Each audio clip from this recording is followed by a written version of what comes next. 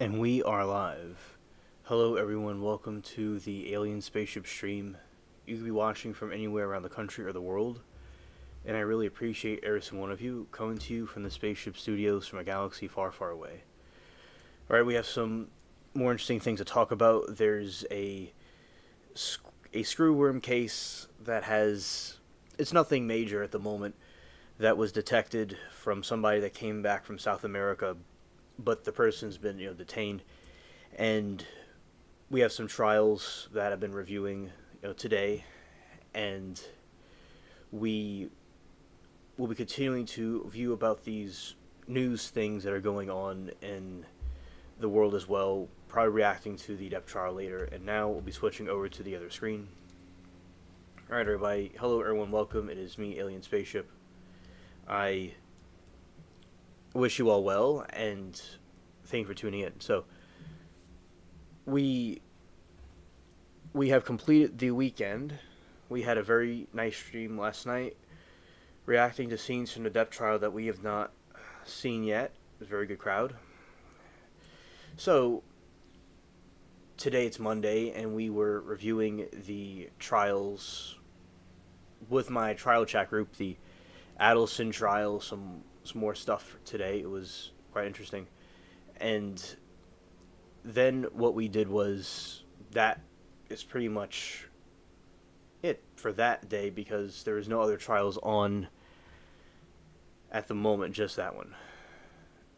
I thought the testimonies were very interesting. You had some family members, which was difficult for some family members to do this because of their relative was, their own mother they have to testify against. Then you had some other folks that were testifying as well. Very interesting information that came out today. And then when I was searching through, just opening up different web pages and stuff, I saw, and I never heard of a screwworm before. I'm not really familiar with that, but yeah, it was something that existed. If your discretion advised, it's quite disturbing. It's this worm that existed in the New World. That's why they called it the New World worm. The New World worm is this creature. It's a fly, and it goes and it usually affects cattle, where it will lay its larva inside the cattle, an injury or something it has, and it would cause the meat and prices to go up for meat. But what happened was, somebody was in South America, and they're being taken care of. It's curable. It's not like a terrible situation, and they caught one of them, because it can go into humans or animals. It's a bit disturbing. It got eradicated in the 50s and 60s in the United States, then Mexico in the 90s, but then in 2016-17 it resurfaced. Then it came back. It didn't come back, but it just fizzled out.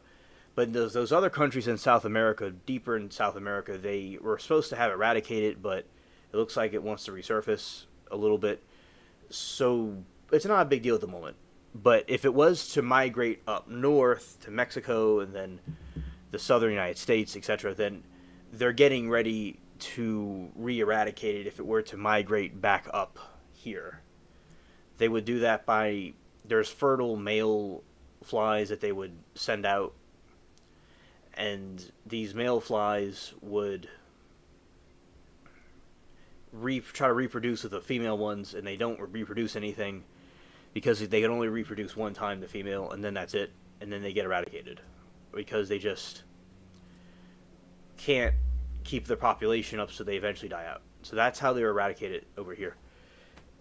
Because when they called it the New World Screwworm, I wondered if it was something from the back in the Pirate Age, or something. That's what they used to call this place, the New World, but it wasn't really the New World back in that. They existed in the Caribbean and South America, but they didn't be a problem until when they brought cattle and stuff here. Then they just got out of control.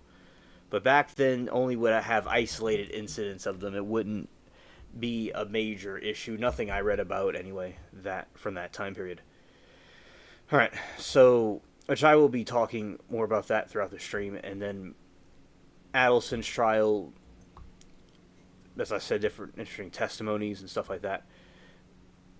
Then I was seeing something that the U.S. fighters intercepted an alleged Russian. Saw something that the U.S. fighters intercepted a Russian aircraft off Alaska for a third time this week, but it was some sort of a. It wasn't like a person in it.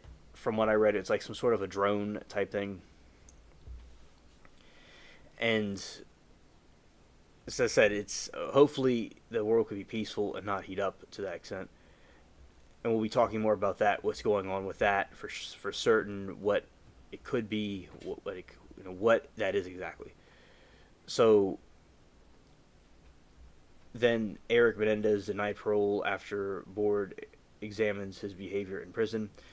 Eric and both brothers and Menendez brothers both, as we said, a couple of days, not days, but a couple of days ago we talked about that. Yeah. So look at different headlines.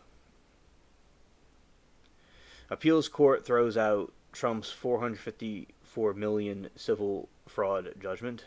All right. Okay, so look at the different news things. All right. So first of all, I will go to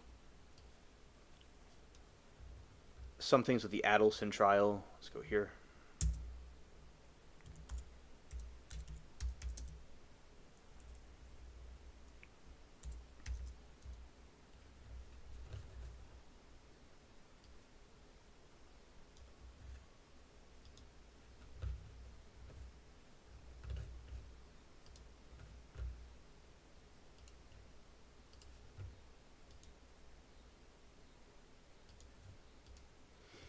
Shout out to the Spaceship Cats.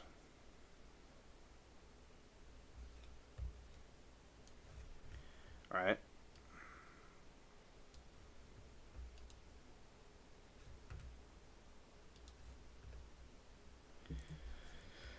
Okay.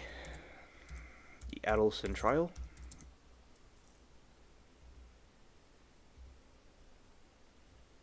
Interesting. That is the like a footnote thing, but I want to see the main one.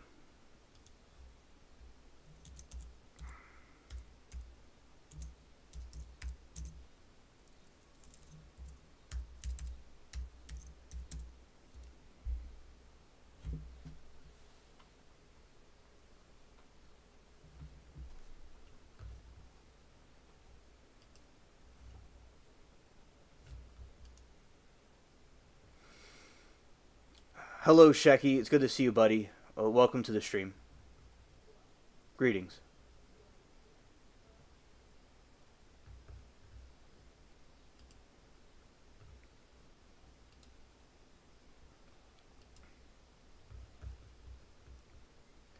Now, what's going on in the realms? There is a screwworm outbreak. No, not an outbreak. There's a screwworm incident that occurred where somebody from South America was coming from South America back to the States, and they got one of the larvae inside of them from the screwworm. But it's being contained, and they're going to. It won't be a problem. They're concerned about the screwworm migrating farther up north, and if it does, they are preparing to eradicate it because it could harm humans and cattle. Also, a little cut or a wound it could get into, and it's something that was eradicated in the United States in 50s and 60s. As I said, these lower South American countries farther down had it eradicated, but it looks like they didn't really do the best job at eradicating it. So then it seems to be resurfacing over down there. Scared. I'll go over some things with the Adelson trial, a little recap about it. Let's go. She hated him. Robert Adelson testified about last call with Donna and Markle murder. Robert Adelson, estranged oldest son to Donna and Harvey Adelson, 3 children, took the witness stand on August 25 to recall the chilling final conversation he had with his mom. It was May 28, 2016, 2 days after news broke of the arrest of Sigfrido Garcia and Luis Rivera and the murder of hire of Dan Markle, their former in-law. And that was a very fascinating situation. It was heartbreaking also for him to do that at the same time.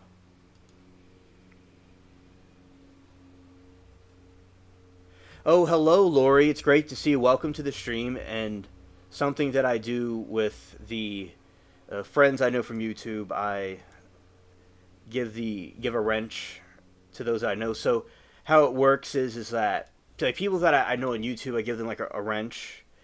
And it's the same type of concept where like no one can like really block anybody from the chat, but they can block each other if they don't like each other. But people can, you can post a link if you want to post a link about something, and also a way of like a thank you of being here and a way of like feeling included. Also, it's something that I've done for quite a while, and most of the people in these streams are people that I know from YouTube.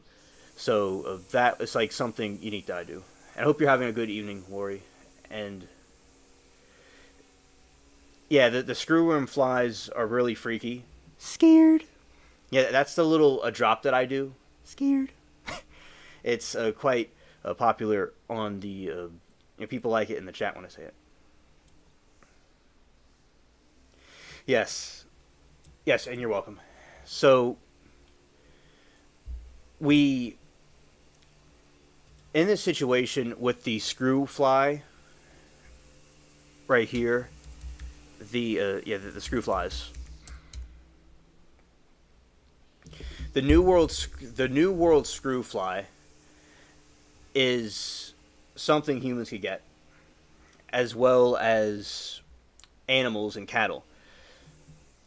The case specifically about that was over here.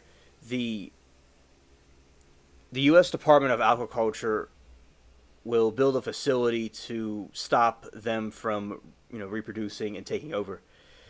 The deadly cattle screwworm parasite found in U.S. patient, what to know, a human case. Oh, hola Latina. Well, it's been a while since I've seen you. Oh, good to see you. Welcome. Yes, thank you. So, with the screw fly, a human case of flesh-eating screwworm was detected in the U.S. related to the latest outbreak of parasite in Central America, according to officials. The patient had recently returned to Maryland after traveling to El Salvador. Andrew J. Nixon, a spokesperson for the Department of Health and Human Services, told Reuters in an email. On August 4, Maryland Department of Health and Health Centers for Disease Control and Prevention confirmed the parasite as a New World screwworm, but said it is travel related. So, somebody was in South America and they had a cut or something, or it just did it on its own, and it's viewer discretion advised. It's very freaky. They go and implant the larva inside a human or a animal, and it kind of like grows inside of a person, and then it keeps burrowing down, and it could be deadly if it's not contained, but it can be cured. It's curable. It can be treatable. And they had them in the United States in the 50s. In the 60s, they eradicated it. They were in Florida. They're in a couple different places. And yeah, it would be kind of dangerous if somebody's like, outdoors, and then this little critter burrows itself inside a person. It's very disgusting. It sounds like something right from a horror movie. The risk to public health in the United States from introduction is very low, Nixon said. While the chances of people contracting the parasite in the U.S. is low, we have more information about the screwworm, and it's possible that the creature, the little critter, the fly, might be traveling up north again when Mexico eradicated it in the 90s. They might be migrating back up, and if it does come back to the States, they can eradicated again. There was an outbreak in Florida in 2017. In 2016, it was eradicated in 2017 again. But it is, at the moment, there's no problem for the country or the north, even Mexico. No, it's just like further down in South America.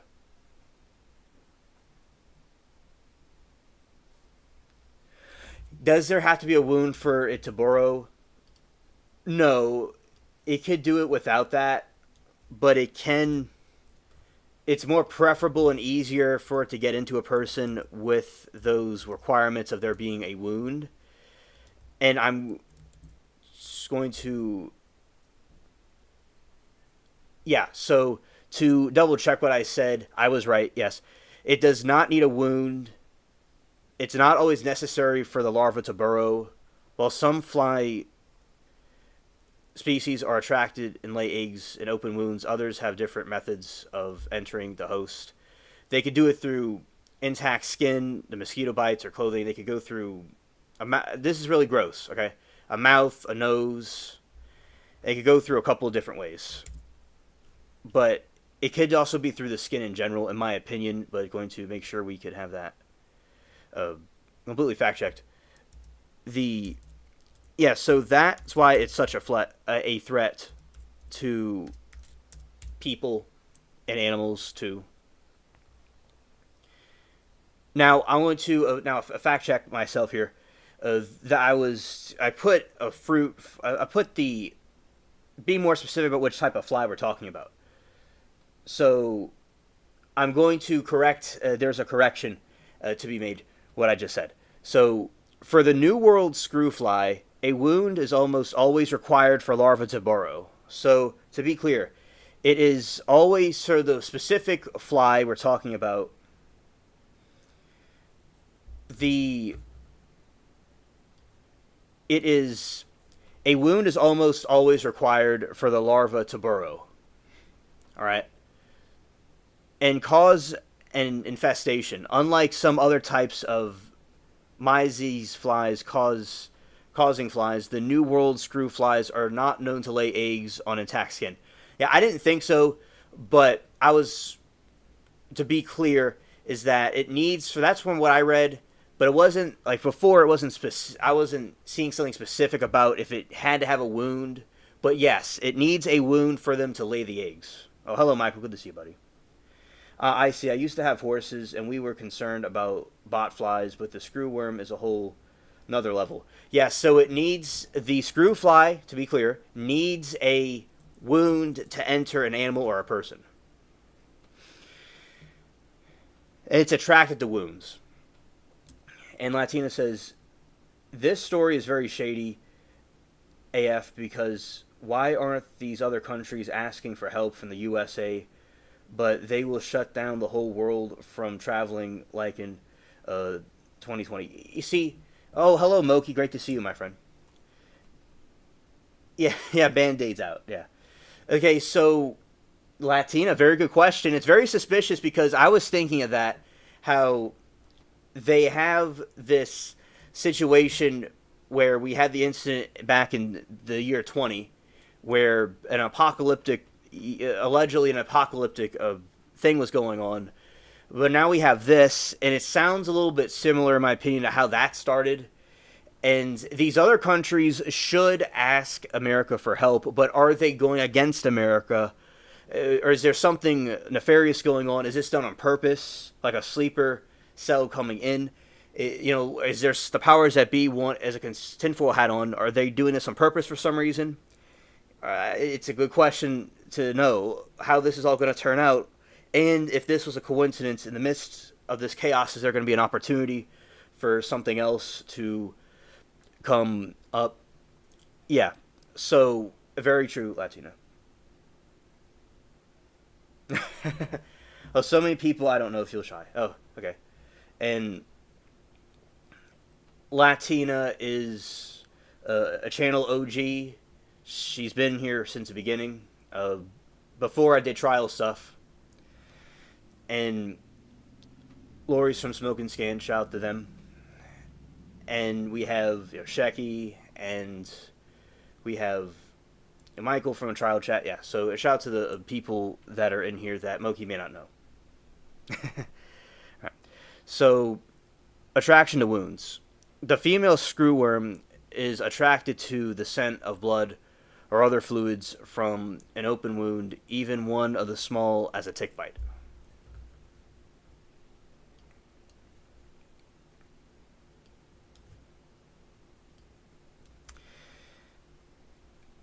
I'm rough and tumble, outside a lot, always getting scratches up. No screwworms in me, please. In us, please. Yes, yes. Yeah, attraction to wounds. A female screwworm fly is attracted to the scent of blood or other fluids from an open wound, even one as small as a tick bite. Egg laying. The female fly lays her eggs in a cluster of the edges of the open wound or other body orifices, such as the nose, navel, or genitals. Scared. Burrowing larva. When the eggs hatch, the larvae screw themselves headfirst into the living flesh, feeding on its host, living tissue. This behavior is what distinguishes them from other types of maggots, which feed on deleted or decaying flesh. Yeah, ABL, SNS in here. Woo, yes. Yes, Shecky, I'll know you on two other streams, yes. Now, these critters, they are. It sounds they should have called it the zombie fly.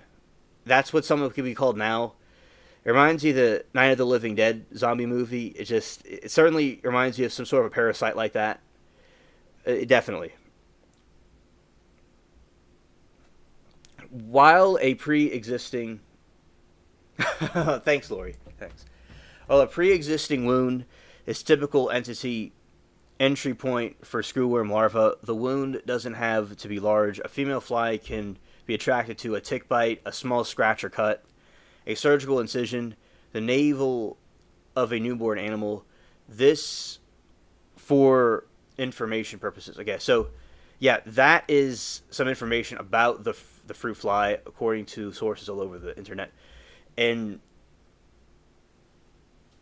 the larva of the New World screwworm flies feed on living tissue and mainly impacts animals, livestock, but humans also could become infested by larvae according to the CDC.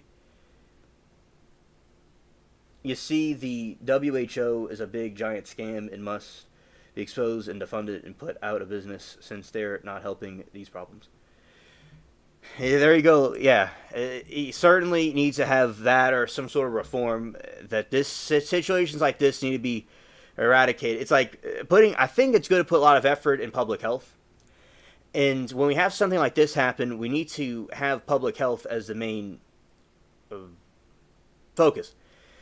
You see, it's like they were focusing on the wrong things and not focusing on the right things, in my opinion. The fly was eradicated in the U.S. in the 1960s and Mexico in the 1970s, but Panama, Costa Rica, Nicaragua, and Honduras have recently documented cases despite the parasite also being eradicated in South America in the early 2000s.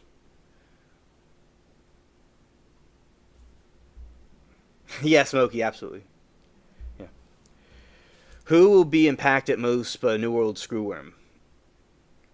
The travel-related cases of screwworm pose a low threat to public health of the U.S. The government, government is a code word my buddy and I would say for government because he was paranoid they were listening to us on the phone because he was concerned about the privacy and stuff like that.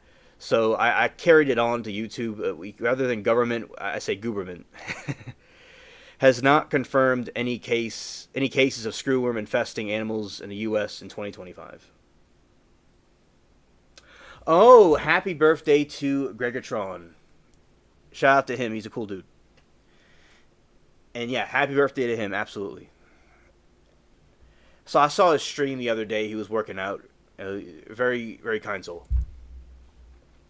The case, however, will likely shake the cattle ranchers, beef producers, and livestock traders who are already put on alert about potential screwworm infestations around, according to Reuters.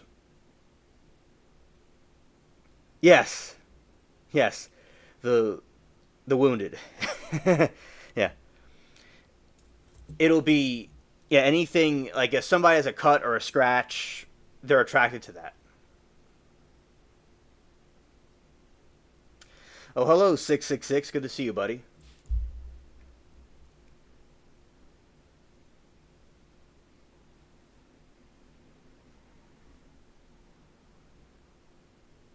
All right. So anyway, the parasite has since moved into southern Mexico from Central America, causing concern for potential infestation if the fly continues to move northward. An outbreak in the U.S. would impact the cattle in the country and raise already recorded high beef prices. So another thing, Latina, is that this is going to increase possibly. Yeah, it's all good, Lori, and I like your humor. So, Latina, it's would this would increase meat prices that are already expensive. It sounds kind of suspicious. And oh, 666, I'm doing fine. I am having a good evening. I had a good day watching the chat with y'all, the trial. Talked to one of my friends before I got on here, and I put up one of the Halloween decorations. Scared.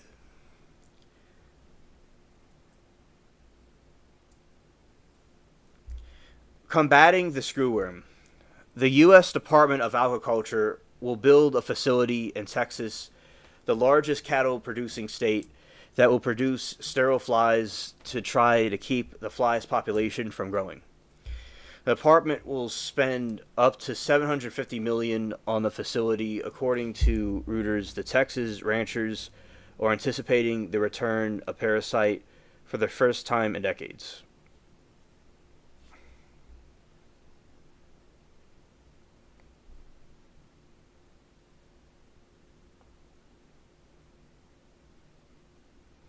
All right, you could send it to me, Latino.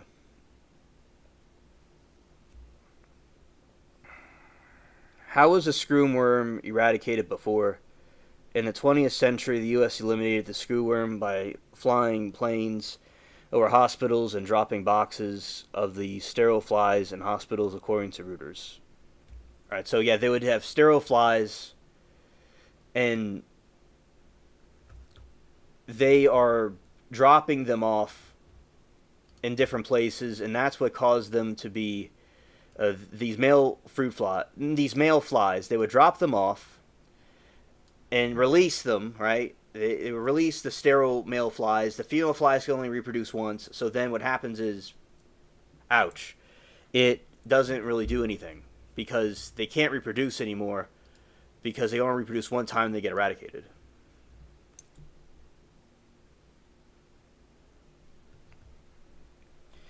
Latina says alien spaceship OMG. They talked about the sterile mosquitoes on Coast to Coast AM, and they won't release the results because they're ineffective. It's money scam. Ah, okay. Yeah, yeah. I agree that in my opinion, it's likely a money scam. Definitely. That's all it narrows down at the end of the day. A lot of these suspicious things. See, so I have a lot of windows open. It's gonna look a little weird for a second. Where is this thing at? It is maybe in this window right here, huh? Ah, there it is.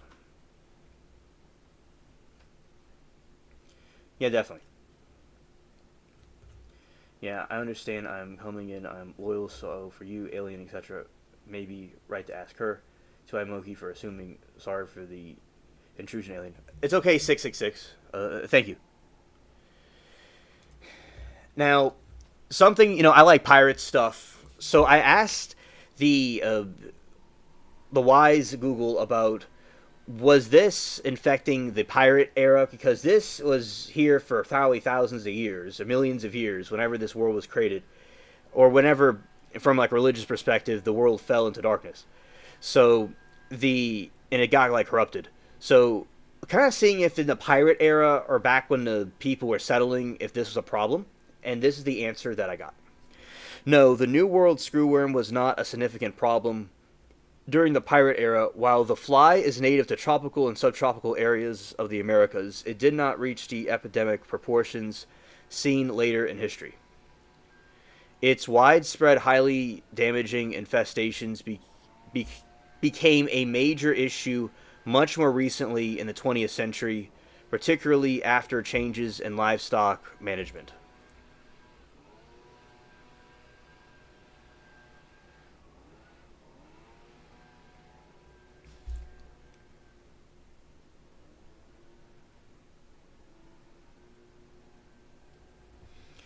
Present but not an epidemic. The New World screwworm fly existed during the pirate era in tropical regions of the Americas. Infestations in animals and humans likely occurred on an individual, isolated basis, especially following an injury. Less dense animal populations. In the 17th and early 18th centuries. Yes, yes, Lori. So, your ancestors were not getting eaten by these things. Scared.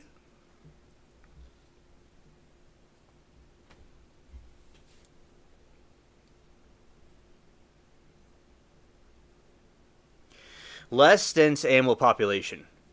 In the 18th centuries, there were not enough large domestic livestock herds to create the ideal conditions for the epidemic.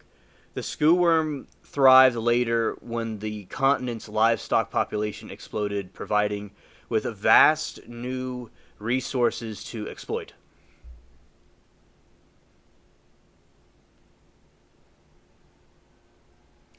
Yeah, shout out to Capri Law. A Capri Law taught me a lot about law. And all kinds of things, and I taught her things too. Yes, it would have made amputees very nervous. Yes, and I'm thinking about when I think of amputees from the past, I'm thinking of the Civil War because there was some brutal amputations back then, and the what they did was in that era, yeah, the fly getting in, during the pirate age or during the Civil War age or further. Yeah, fact 666. It was very cool to, it would not be very cool to have that inside of an infected person. All right. Yes, correct, Lori. The animal husbandry to blame. Yes, definitely. Different ecological landscape. Before modern ranching, the screwworm populations were limited by the availability of vulnerable hosts and the fly's natural life cycle. Pirates and other mariners in the Caribbean would have been more concerned with disease like scurvy or malaria, not parasitic fly larvae.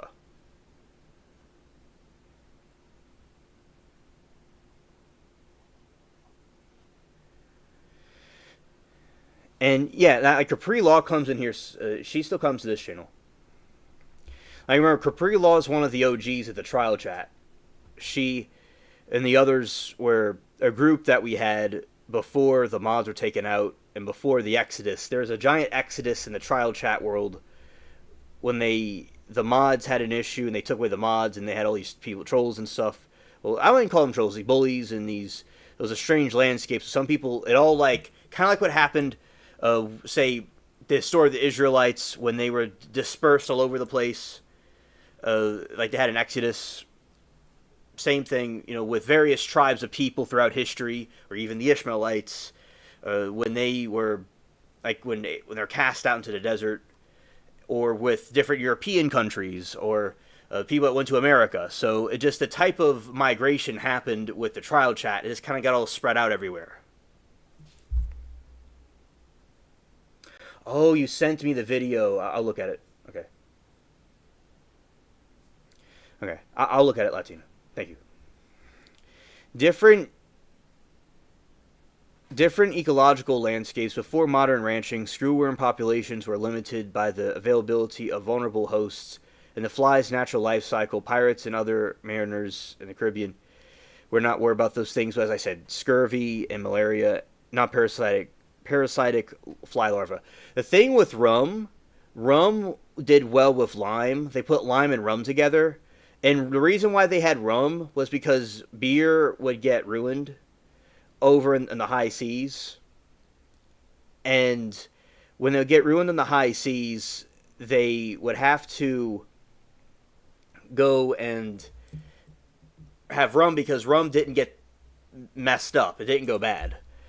And lime, like they call the, like the British, they call them limeys because the lime was good for the ingredients so you wouldn't get scurvy. That's why they put lime in rum. I've not drank in a very long time, but I like lime and rum is very good for those that drink responsibly, of course, and if people are going to do that. So that is something quite interesting about why they drink rum and lime. Yeah, rum rocks, definitely. Livestock transportation. A major factor was the expansion of American ranching and the shipment of livestock. In 1933, a shipment of infested animals from southwest spread the screwworm into the southeast.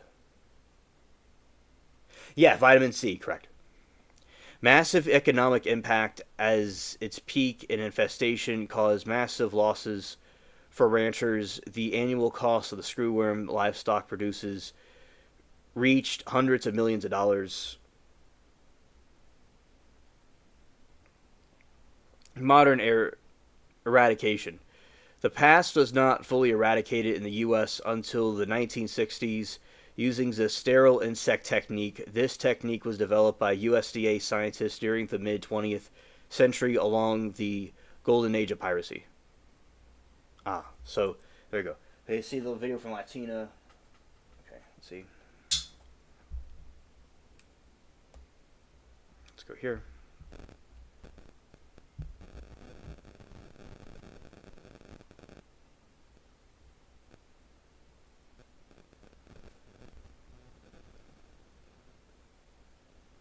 YouTube channel drama, yes. Well, oh yeah.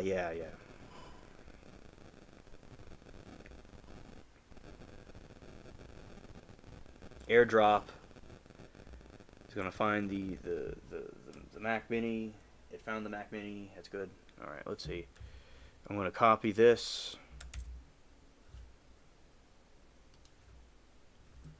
Okay. And go to this other window right here. Where is the insect promotion? Patience. Patience is key to the insect promotion.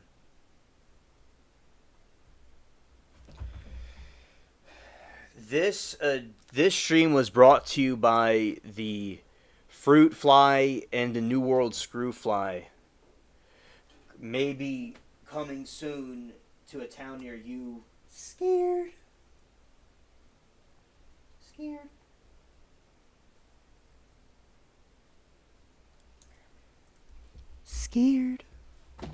Alright, so is that showing on the screen? Yes, it's showing on the screen. Alright, here we go.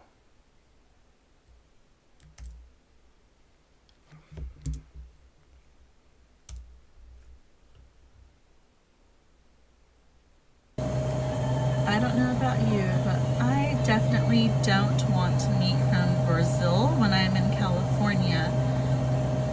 Why aren't we selling grass-fed beef from the United States? Why is it from Brazil?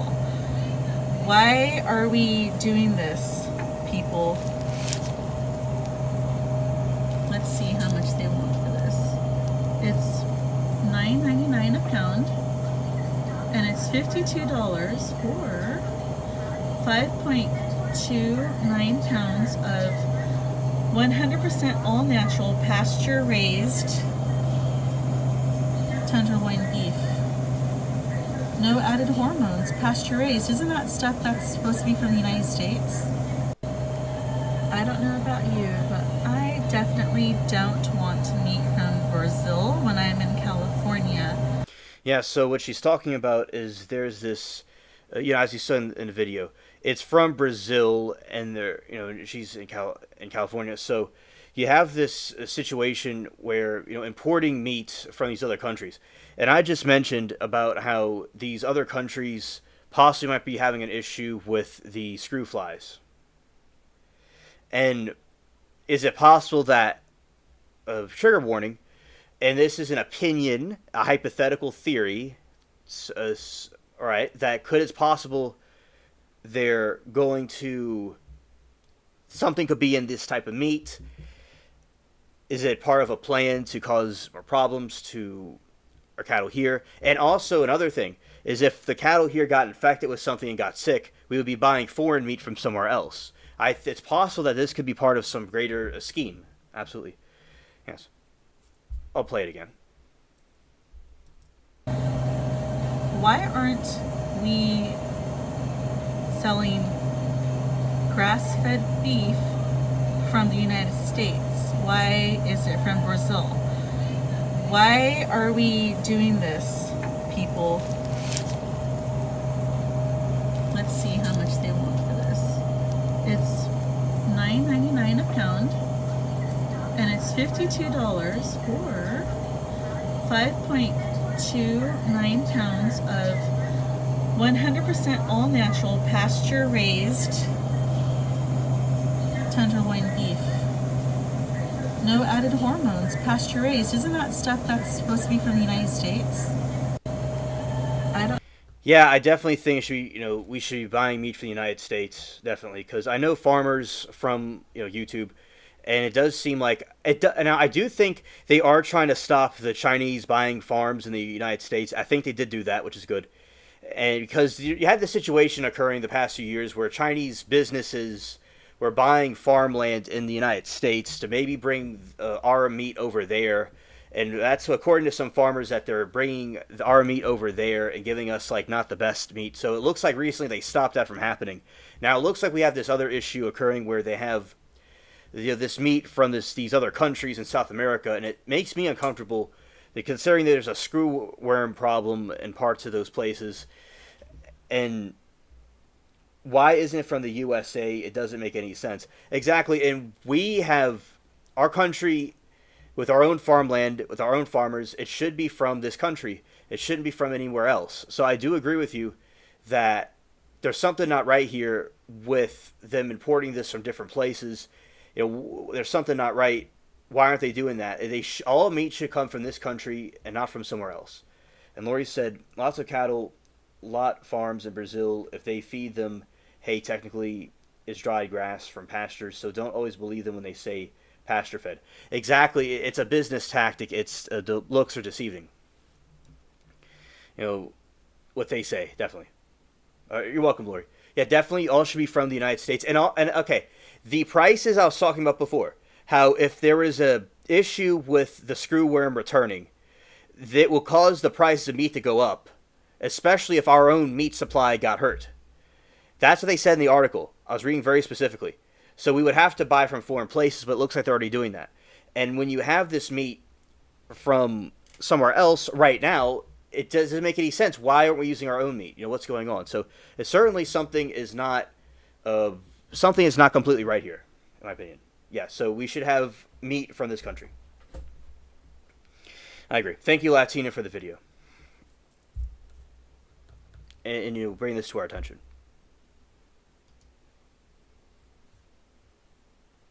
Okay. Go here. Now,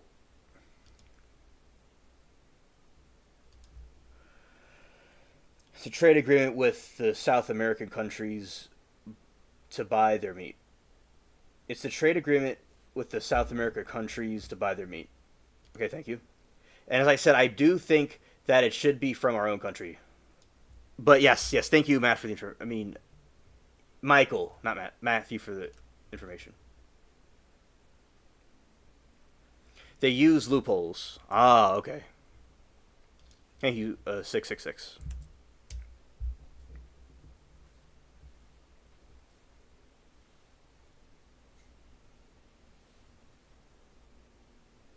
I'll read some context about what they're talking about.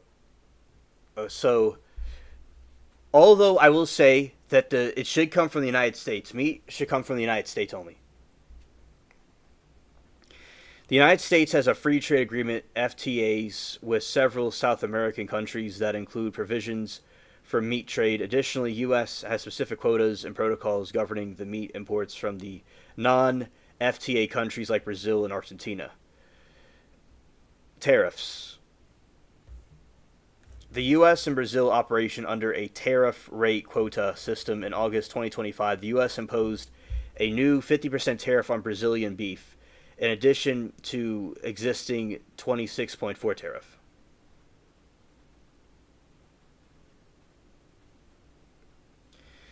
Latina, it hypothetically could. It could hypothetically. Yes. If it got out of hand. I feel, in my opinion, they are vague about what is going on with it. But yes, it could hypothetically. Yeah, of course. It could. It'll make the prices go up. Well, hello, Todd. Good to see you, buddy. So, Todd, there's been a screwworm outbreak. Not a. Okay. And technically, sort of in South America. That's somewhat true, in my opinion. So, somebody from the United States that came back from South America got a screwworm. And the person is contained, but it's not causing problems to the United States. There's no outbreak in this country. But it seems like there's some cases in South America of these screwworms coming back. And they need, so it's a concerning situation. And if they hypothetically migrate it back upward towards Mexico, they're preparing to re-eradicate it again.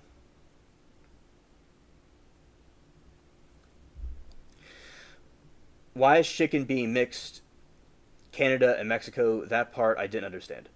Yeah, good question. There's a couple of places I've been getting chicken on a bag. It says chicken from Mexico and Canada on the bag. Yeah, that is quite strange, yes. And Lori says, I bought a quarter beef in 2020 from a local butcher cow from within 20 miles of my house. No comparison quality. And our American farmers need to be allowed to graze their cattle on the public lands that BLM said no more. And they shiot lavoy finicum over it. yeah, exactly. And we need to have the farmland as much as possible for Americans to eat their own meat from our own country. All right, so quotas. A lower tariff rate is applied to a specific volume of imports, historically around 65,000 metric tons per year, after which higher tariff is applied. Recent distributions. The recent tariffs have led to a significant drop in Brazilian beef exports in the U.S. Agreement. The U.S.-Colombia Trade Promotion Agreement, TPA, entered into the force on May 15, 2012. Meat provisions. The agreement immediately eliminated duties on high-quality beef and provided duty-free tariff rate quotas on standard beef, chicken, and other meat products.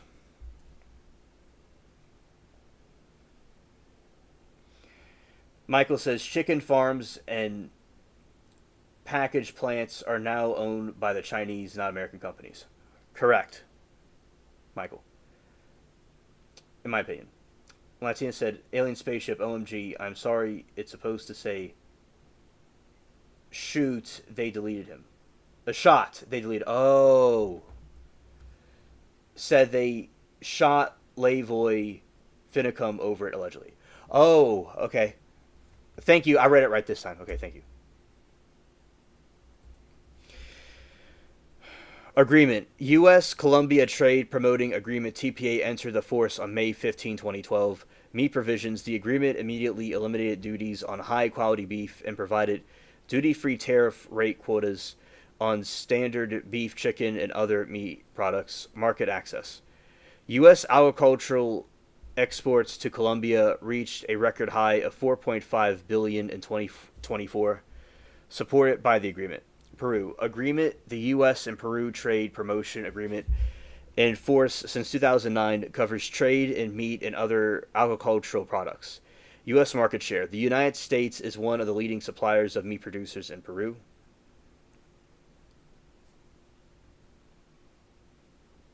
Oh, that's cool. 666. That's cool.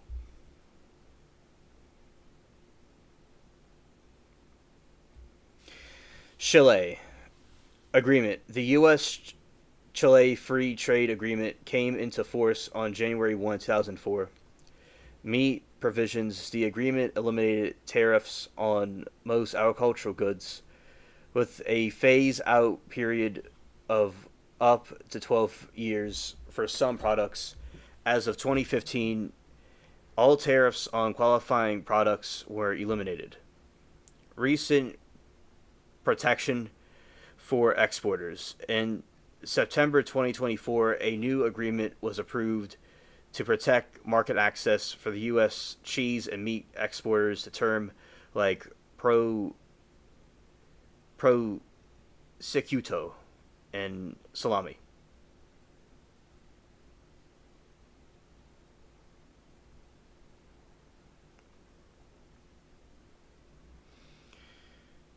All right, the agreement. The U.S. and Argentina have a trade and investment framework agreement, but meat trade is handled through quotas rather than FTA quota system. Argentina has annual quota for exporting beef to U.S. with recent allocations resolutions in 2025. 11/2025. Market shifts. As U.S. tariffs have distributed the market, Brazil beef in 25, Argentina's beef exports to U.S. have increased.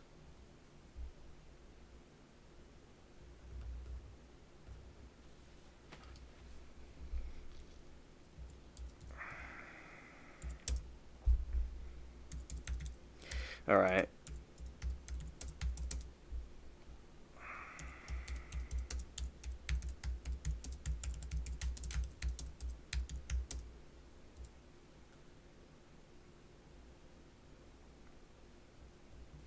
Yes, screwworm flies in South America have significant effect on the meat trade, primarily by threatening livestock populations and triggering import restrictions. The larvae in the New World screwworm, which are endemic to South America and the Caribbean, burrow into the flesh of warm-blooded animals, causing severe tissue damage and illness, even death, being deleted. So yes, this in South America can affect the meat trade. The meat trade is the trade between the United States and South America with the meat that I just read. Reduce meat yield. Infestations of screwworm can seriously harm livestock, leading to reduced meat and milk production. Economic losses. For countries in South America, managing and treating screwworm infestations along with associated livestock losses is regular cost of doing business. The economic toll has been estimated at billions of dollars annually for the region. Public health concerns. While rare screwworm can also infest humans, this adds another layer of concern for public health agencies in countries where the fly is an epidemic.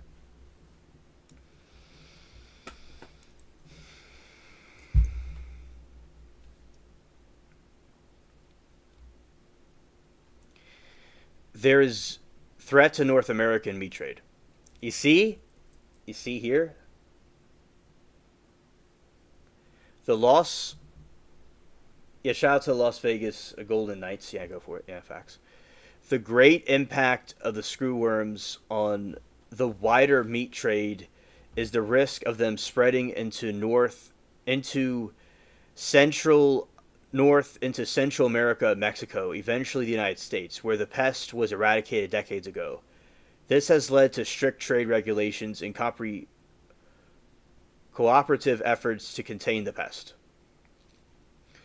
Trade bans and restrictions. The U.S. Department of Agriculture frequently imposes import suspensions.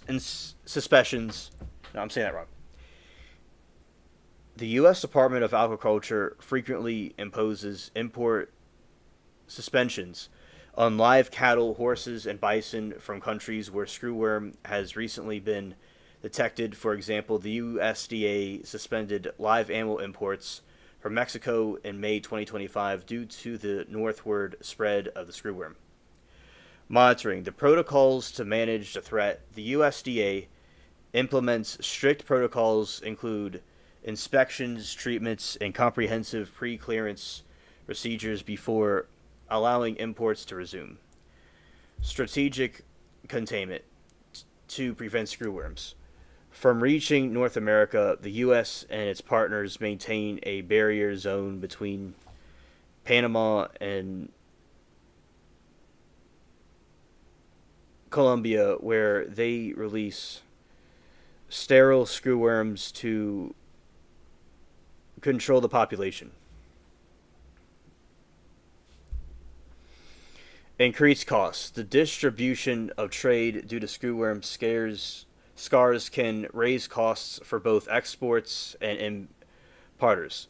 For U.S. consumers, this can result in higher beef prices.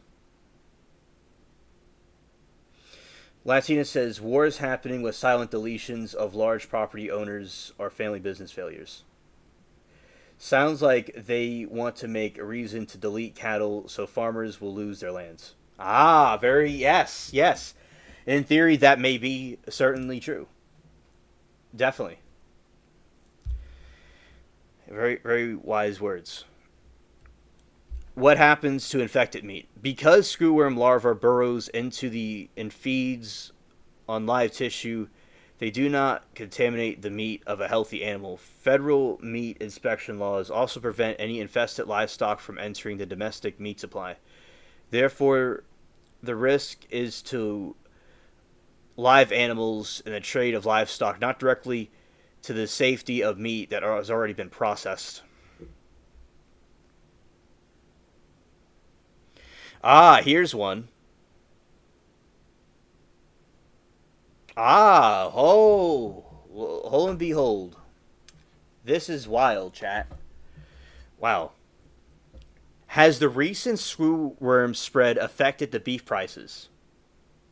Yes. The recent screwworm spread has contributed to the higher beef prices. Ah, there you go.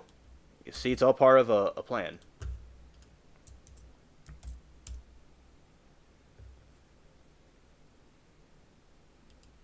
And also, Lori says the Monsanto syndrome. Right. Yes. Yeah. Yes. Absolutely. Lori. Primarily due to the U.S. import restrictions on live cattle from Mexico, this has exacerbated an existing supply shortage, putting upward pressure on the prices of consumers. All right, so you see here, it's true. What we were just talking about, it's true. Bingo, Latina. Screwworms named that because it's a scam or because it was created to screw farmers and countries out of their lands. Ah. There you go. It certainly seems like it's a code word for one of those two things or both. Yeah, there you go. Exactly, Latina.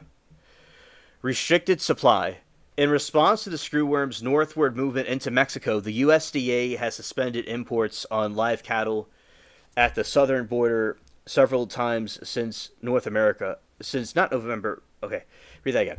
The USDA has suspended imports of live cattle at the southern border several times since November 2024. The U.S. typically imports over 1 million cattle from Mexico annually, so cutting off this supply significantly tightens the domestic market. They can't use mad cow syndrome again. Ah, I remember what that was. In England, they had mad cow disease, and I wasn't able to go to England. A good question, Lori. It's possible it could have been created, because I was trying to research that when this thing started to come into existence.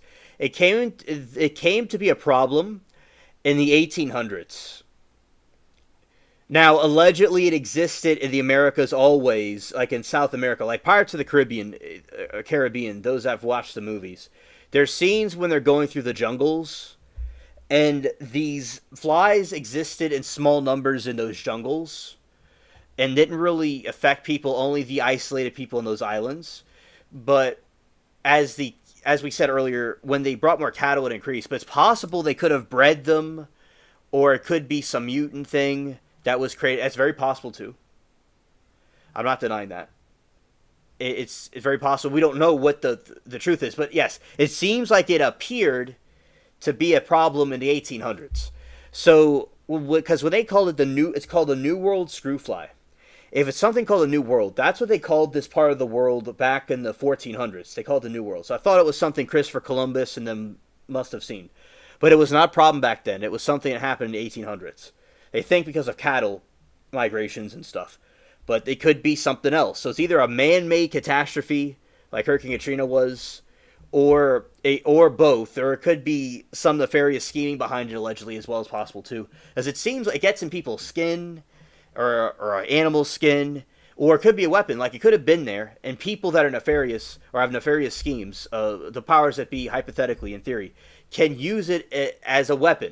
It could be used as a weapon. However it came into existence, it could be this or that, but it could be used as a weapon, though. Obviously, this is some very crazy facts right here. Wow. Yes, Lori, there is a plethora of wicked critters in the jungles. Yes, yes. A lot of people in the Vietnam War that got hurt and deleted, actually, from what I read, a lot of them came from the wild animals and the critters there over the Viet Cong. So, yeah, and there's like this one picture I saw from Vietnam where they had this giant scorpion. Not a scorpion, they had a giant, and they had this giant centipede that was like the size of a couple of feet long. And they had tigers just devouring people and stuff. It was so yeah. The jungle, you have a lot of crazy things in the jungle, definitely. Alien spaceship. Remember the story you read to me of the flesh-eating flies? Want me to get you the article again? Yes, Latina, please. Thank you. Thank you. Accelerates existing shortages. The import restrictions occurred while the U.S. cattle herd was already at its lowest level since 1951. Due to the factors like multi-year droughts and high feed costs, the screwworm issue further reduced the available cattle for feedlots, pushing prices higher than experts had previously forecast for 2025. Impacts on the futures market, the supply, distribution, and risk of the U.S. had caused volatility in the livestock for the futures market. In May 2025, the live cattle futures surged following the import halt, reflecting industry concerns over supply chain distributions. In August 25, live cattle futures were trading at record highs. You see, another thing about this is the stocks. Now, I know about stocks and things like that, investing, so I've researched that. So when you have sometimes problems like this, there's an opportunity for markets to go down and people could buy it low and go up high. And it was trading at record highs, because that's another thing they could do. They could use what's there for record highs. Like, say there's a dangerous snake or a crazy snake, right?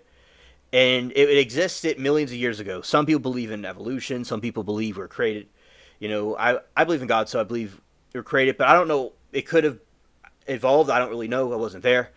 But however it all came here, by something put us here. The snakes, like say you take a snake that was there, that was already created by something. And then the snake was put in a park, and everybody left the park because somebody implanted a snake there.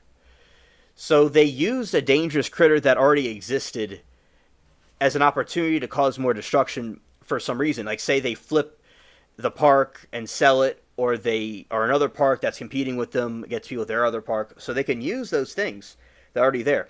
Now, there's another instance, say that there's this hybrid fly that was created in a laboratory somewhere, and it eats flesh, and it burrows into people, and it's very hard to get rid of. And this was put in a fruit market, and it ruined all the fruit and went out of business. So you could do either one. It could be created, it could be bred a certain way, or something that was already there to use for a scheme. Because the intentions of the action is important to know. And that is just an example about the situation that could be occurring. And we don't really know what is going on, but we know the enemy. We know a hypothetical enemy and what could be going on. And that's good that we know what's going on. If we didn't know what was going on and we're left in the dark, it wouldn't be too good.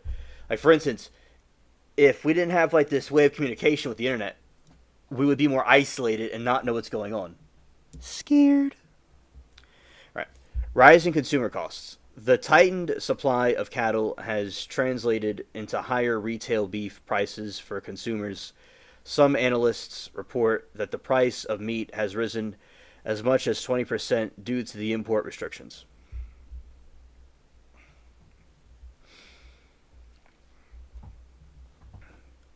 Containment efforts. The USDA has committed significant resources to prevent a U.S. outbreak, which would be far more costly to contain. Yes, Lori, absolutely. Yes. Contaminated significant resources to preventing a U.S. outbreak, which would be far more costly to contain than would be much more severe prices shock. Monitoring continues. As long as the screwworm threat persists in Mexico, U.S. imports policies and beef prices will remain volatile. Market watchers continue to monitor the situation closely.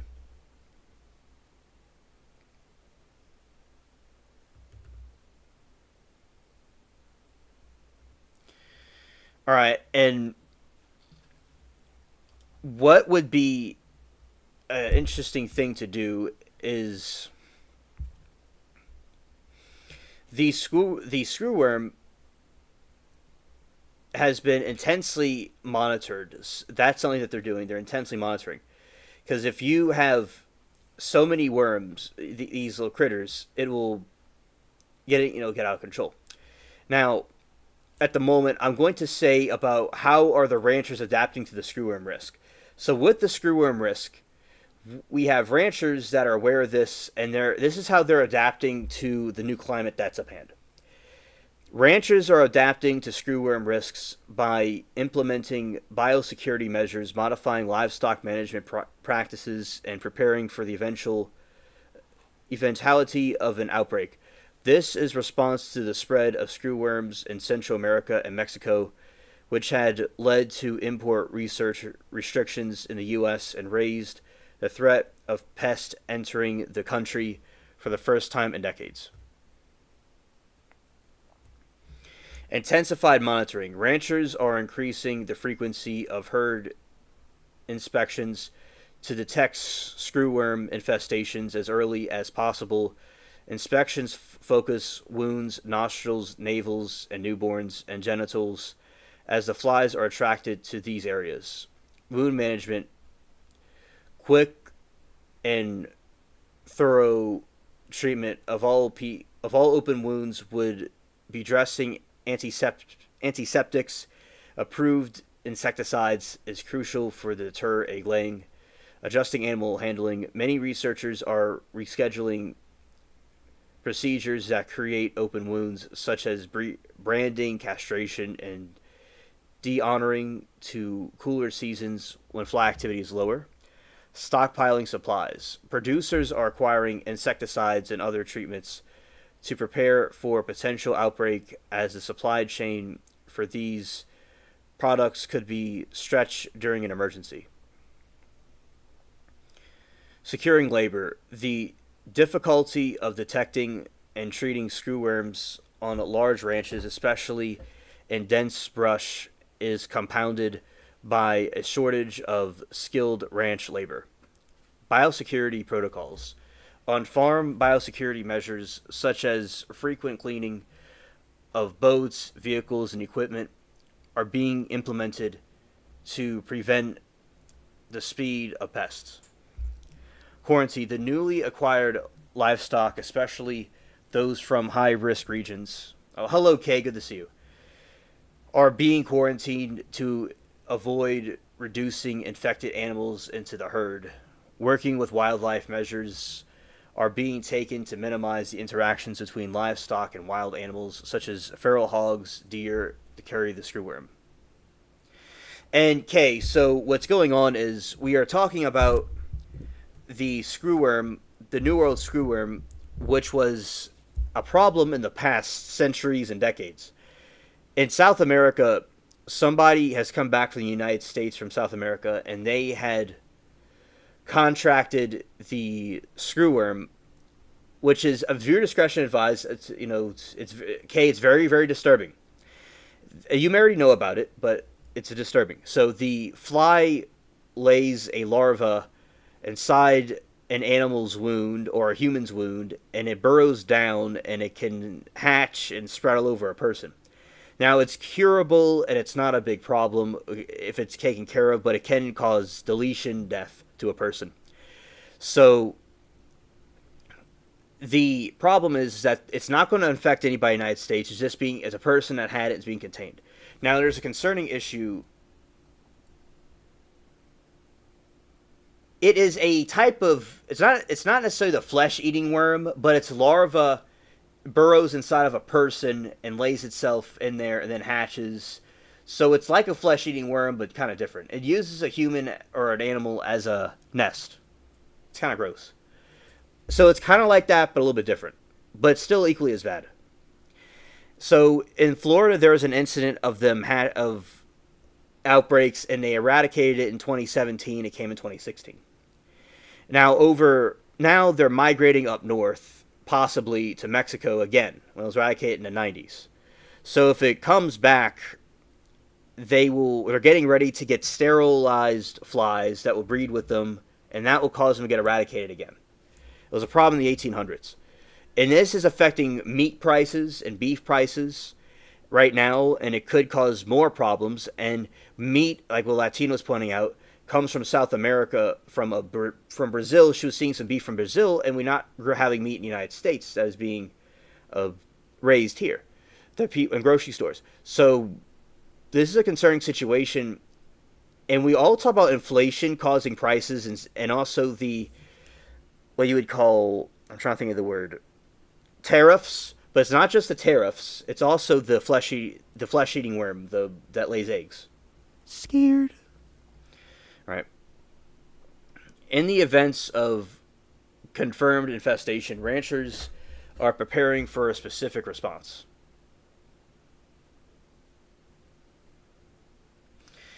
And Lori says, you know what gets me is the flies look like common black flies. It'd be great if they were like neon pink. Absolutely, because I'm looking at these flies and they look like regular flies. It's like really, how dare you, fly? Take the disguise of a regular fly. It's like, how dare you? It's ridiculous. It's ridiculous. Most flies lay their maggots inside of carcasses, usually. All right. But not these flies. These flies are from Team Machine. Reporting. Producers are trained to immediately report any suspected cases in a state of an animal. Officials in the USDA facility rapid coordinated response. I know, right? Yeah, so Kay says, can't we make flesh-eating flies and worms neon pink or something? Exactly. That would be much easier to detect. They have some crawfish or some shrimp. I think they're a hybrid that were pink. But yeah, we definitely need to make that.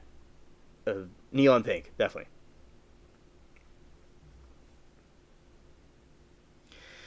Treatment. On the site, treatment includes removing visible larvae from the wounds and applying topical insecticides In some cases, systemic treatments like ivermectin may be used. Ivermectin could be used as a treatment. Environmental control. The infected animal is quarantined and the area is cleaned and treated with insecticides to eliminate any larvae that have dropped off the pupate. Yeah, wasps and bees have yellow and black stripes. Yeah, I remember the other night, like a couple of nights ago, I was like chilling with some friends in the stream, and I got stung by a wasp. I was like, I didn't know I got bit by a spider or maybe a snake, but it wasn't a snake. But it was like, could have a spider bitten me? I was like, oh lord, because I don't remember elephant ear plants having wasps under them. But hey, lo and behold, that's what happened. It was a wasp sting. Greetings, Durid. Welcome to the stream. Good evening to you. So for Durid and the people coming in,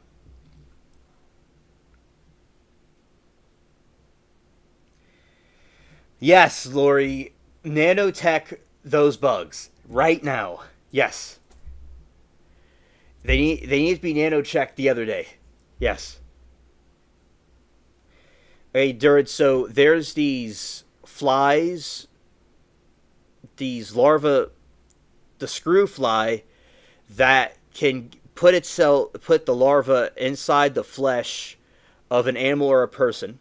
There's been an incident when the fly has been detected in a person that came back from South America and they're being cared for. It's going to be okay for the person and it's not spreading right now, but they may be migrating farther up north. If it ever got into Mexico or something, they need to do an eradication process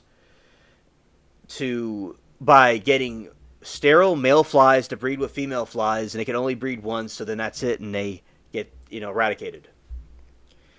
And it could get into humans, or it could get into other critters, animals. So with this creature, it started like in the tropics of the Americas and isolated regions, but when farming took place in the 1800s, it spread all over. And it was a problem in the past decades and centuries, but they eradicated it pretty much. But the big deal is it's affecting food prices. It's making beef more expensive, and Latina was showing us that beef is coming from Brazil and these different countries, so from South America. So it's causing, besides tariffs and inflation, the price is going up because of this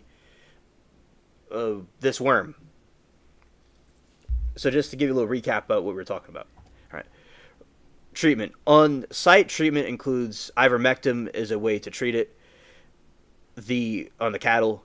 I guess humans too, in my opinion. Environmental control. The infected animal is quarantined in these areas, is cleaned and treated with insecticides to eliminate any larvae that have dropped off the pupate.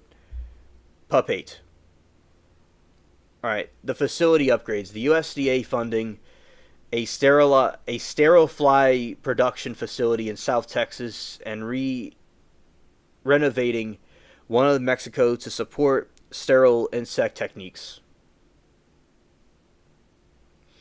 The key method for controlling the pest. Surveillance. Federal and state officials include tick riders and Dector dogs. I never heard of a Dector dog. I'm thinking like Dexter's Laboratory from that show. Have ramped up surveillance along U.S.-Mexico border to find and contain the screwworm. Collaboration government agencies are working with aquaculture organizations and veterinarians to inform ranchers about the risks in dealing with screwworms.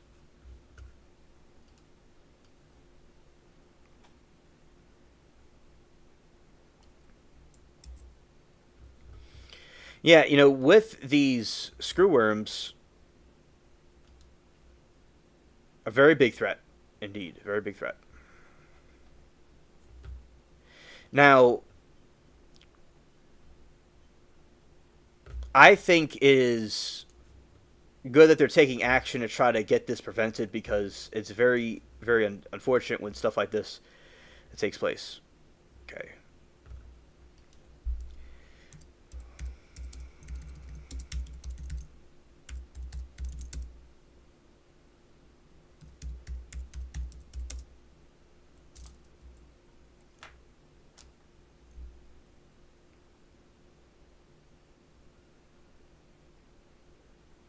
All right, okay. I'll explain to you what a screwworm is.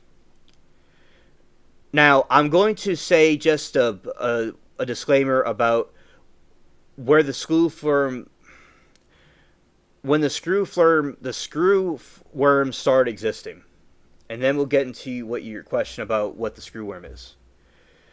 All right, so buckle up. We are about to get right into it. Viewer discretion advised. Is an extremely disturbing topic that is like nightmare fuel.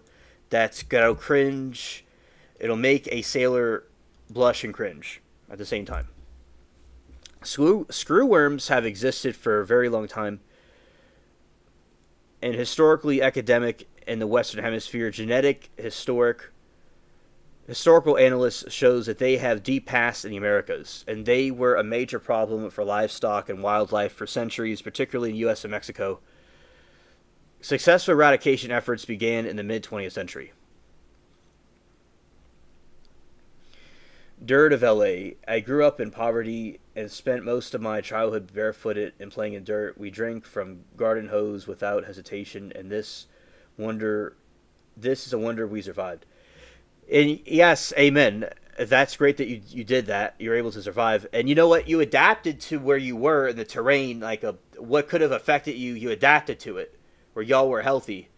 Because y'all had like an immunity to whatever could have possibly have hurt you. Because, like, for instance, when not the Americans, but the European colonialists came to this part of the world, all the indigenous people got sick from a cold because they didn't have it in their system to handle it because they didn't never seen it before. But you were able to adapt, say, to something that would make someone else ill, possibly if you encountered anything that would make you ill. Now, this thing wasn't floating around, thankfully. And the parasites are probably the only thing keeping me alive. Oh, well, there you go. DPAST, a 13 study on the genetic history of... Yeah, right on the way. A study on the genetic history of the New World screwworm fly indicates that the species has existed in the American continent for an extended through unspecified period. It is unspecified when this thing either evolved or was created or invented, whatever people want to think it is. No, they do not know when this was there. And remember, this was like in the jungles of of those islands in South America. Yes, I remember now. Okay, that's something I want to talk about. It was off the coast. The French, the French dude, the French, let's say the French dude. He off the coast on the Devil's Island. That's where they found them, on the Devil's Island. It was off the coast of South America, on an island, and then it spread all over the place. As a Gen Xer, I could live forever now without hearing about the stupid garden hose. No offense, Durid. Oh, scared. And okay, so the American continent, pre-Civil War, U.S. The screwworms were present in the southwestern United States since at least the 1842. A University of Florida expert stated that they were present before the Civil War. Imagine trying to do the Civil War situation and this happens.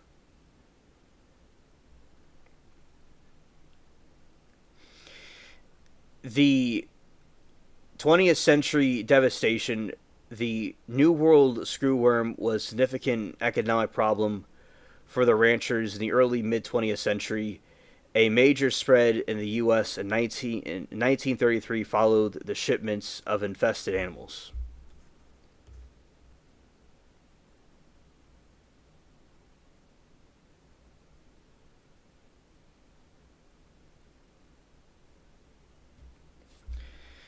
The eradication and reemergence of timeline. U.S. eradication. The U.S. eradication self-sustaining screwworm populations by 1966 using the sterile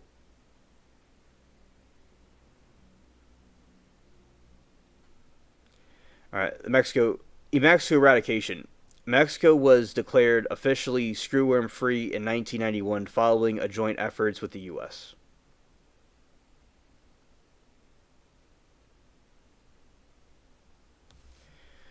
Loki says, I'm just sick of people talking about us like, shut up, we don't like it. Okay, Moki, understood. Alright. And Michael says, don't forget walked in snow during the snowstorms, uphill both ways. Europeans also presented to have autoimmune systems. Traveling to America wasn't hayride, it was treacherous and probably disease riddled. Lori said, my mom kept me isolated inside for 3 months of my life, and I have spent a lifetime trying to make my immune system stronger. She meant well, but I think I needed the germs. Yes. Yeah, one of my friends was talking about that, where when people are exposed to certain things, it makes their immune system stronger against something like that. That is true. That if I don't know if it's a scientific fact, but allegedly, if somebody is isolated from certain germs, get they're not as easy to they get sick easier. Allegedly, I don't know if it's true or not. All right, Central American eradication. SIT campaigns continued south with Central American largely cleared by the early 2000s. Barrier zone failure. A permanent sterile fly barrier zone at the Darien Gap between Panama and Colombia was designed to prevent screwworms from re-entering Central and North America. This barrier was breached in 2023, and the flies have since spread north into Central America and Mexico.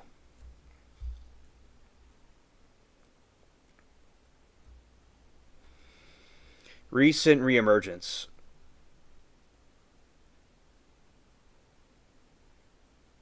Moki said, honestly, if I was in Gen X, the hype would get on my nerves. We don't like hype.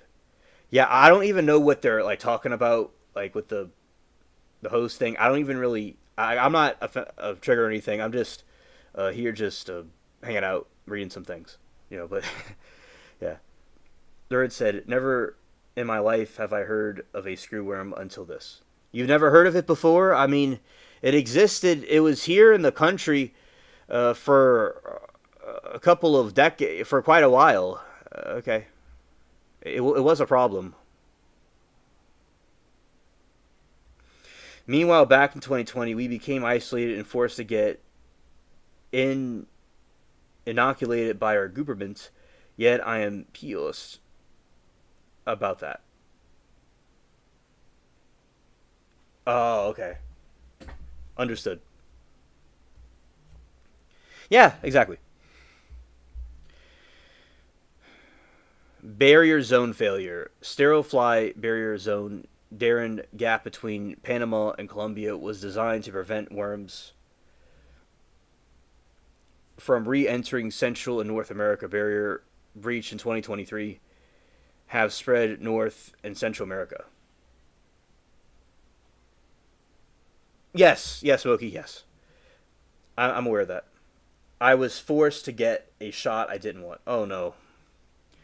Okay, I think that is, in my opinion, really dystopian to force people to get that. People don't, if they don't want to get it, they shouldn't be forced to get it. Now, if people were being deleted in the streets, like, okay, here we go. I'm taking us to a side rant. We're still talking about the fly, but we're going to like a side rant. So here I go. Now, there is this theory that there would be a problem in the future where there would be a mass pandemic that would completely annihilate everybody, and it would be like the Black Plague, the Black Death, where people were everywhere were getting deleted, getting sick, and people thought it was the apocalypse of Armageddon. And when this occurred, you had a situation happen where all these people were wiped out in Europe. Now over here, because it was fleas on rats that carried the Black Death, and there was these on the History Channel. Something happened where I was watching when I was growing up in 2008, 2009. Maybe it was 2007 too, but I remember like maybe 2008, 2009, or earlier, something like that. It was this situation, a documentary movie that they made. History Channel used to have a lot of documentary movies, and then they adapted to Pawn Stars and, I don't know, American Restoration and Where's My Water and stuff like that. But shout out to Mary Toodles.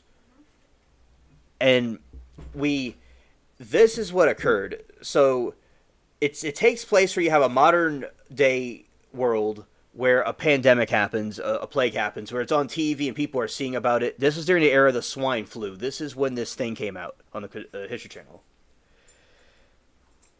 And it was showing the society how it decays, how all the electricity goes out.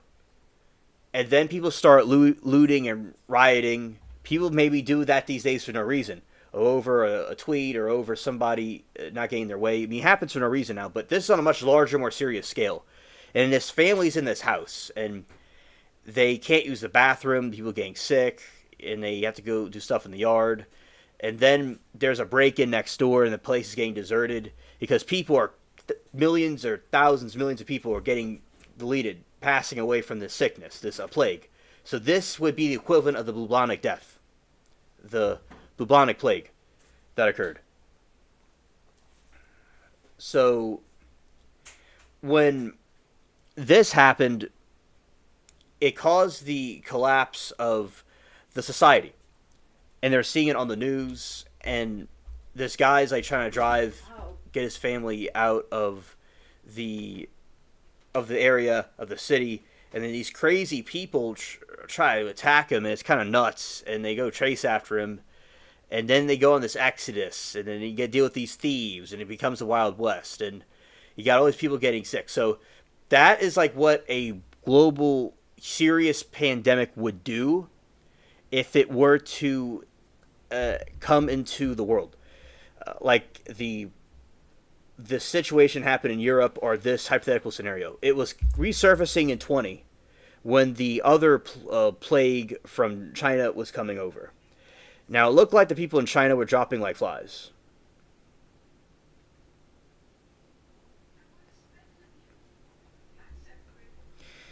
And a Nuremberg Code. Yeah, exactly. I agree.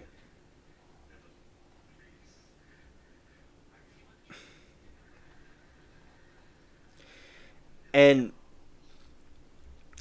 then what occurs is that in this situation, you have all these people in China that were getting, deleted.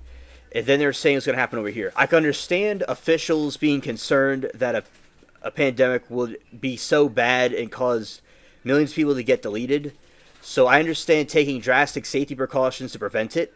But it doesn't seem, from what I was seeing in 20, that there was a lot of people getting deleted. There's people getting sick, but it didn't seem as nowhere near like a Black Plague situation. And that was a good sign. But then over time, nothing really was happening. And it was good to see that. Now, that didn't really seem like it was the equivalent of the Black Plague. And so people were forced getting vaccines. I don't agree with people forced to get things like that. I think people don't have to be forced to get that if they don't want to. They could just get it if they want to, or not get it if they don't want to. They shouldn't be forced to be inoculated. And that is I agree that they shouldn't do that. And they were saying about the Nuremberg Code. Yeah. Now some people do not think it's like the Nuremberg Code, but I think it certainly is a violation of personal privacy, and it could be interpreted as that. Definitely.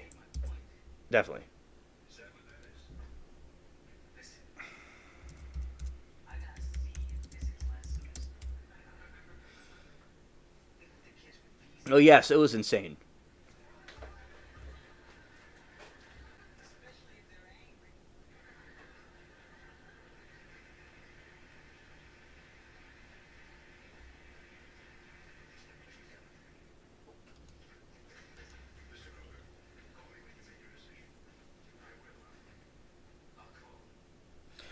Yeah, and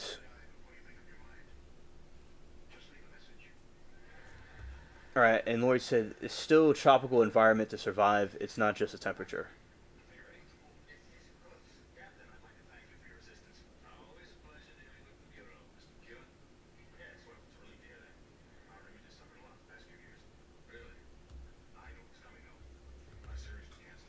All right, and continuing.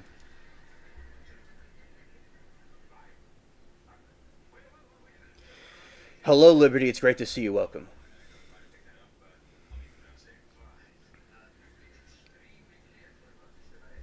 Okay, so let's see what the screwworm is.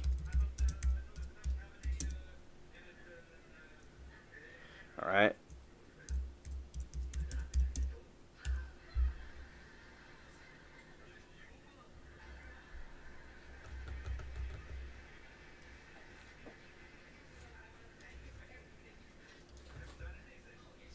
Let's go here and go this way.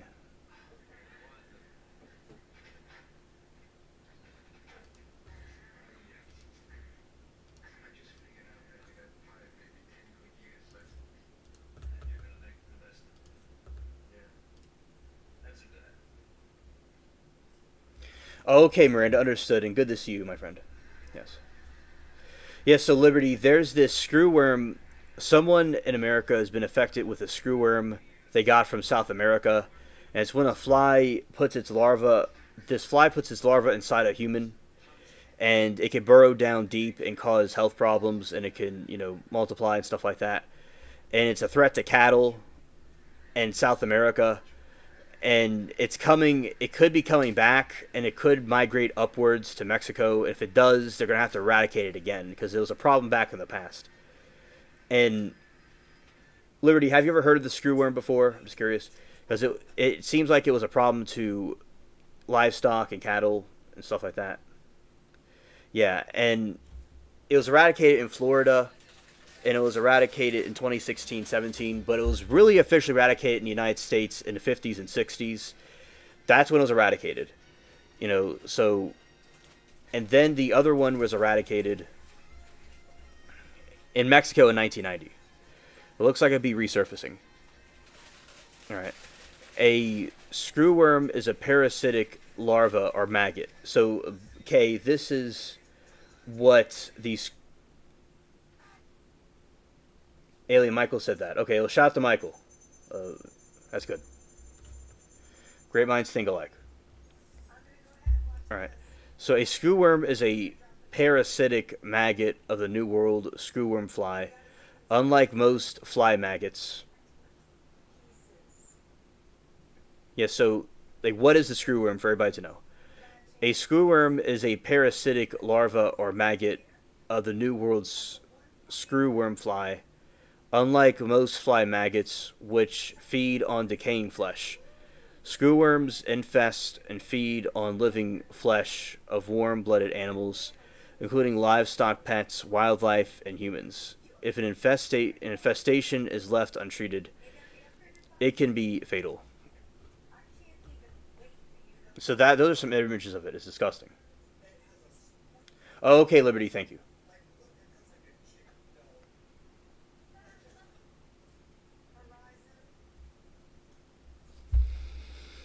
Adult fly. The adult screwworm fly is about the size of a housefly with orange eyes, a metallic blue-green body, and three distinct dark stripes on its back. Eggs. A female fly which mates only once to lays a raft of 200 to 300 creamy white eggs near the edge of an open wound.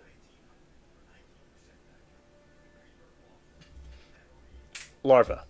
Within 12 to 24 hours, the egg hatches into larva, and larva uses their sharp mouths hooks to burrow deep in the tissue and feed on the living flesh.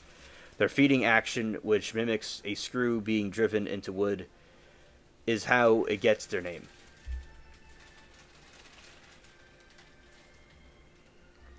Purpose. After feeding for 5 to 7 days, the mature larva drops to the ground and burrow into the soil puppet. Yes, invest in fly strips. Strips. And fly strips, yes.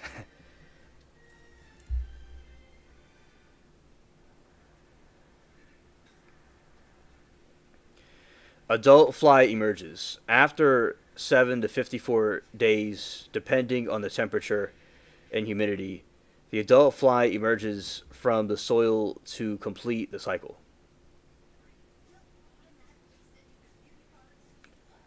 Yes, post apocalyptic. Yes. Threat to animals. Wound infestation. The screwworms are attracted to any kind of open wound, no matter how small. This can include ticks, bites, and scratches. The castration sites, ear tag holes, are navels of newborn animals. Extensive damage. A single fly can lay hundreds of eggs, and the resulting larvae work together to rapidly enlarge and deepen a wound.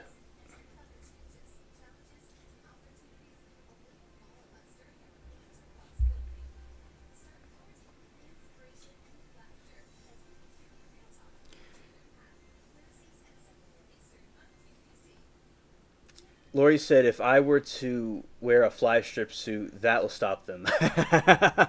That's true. That's true.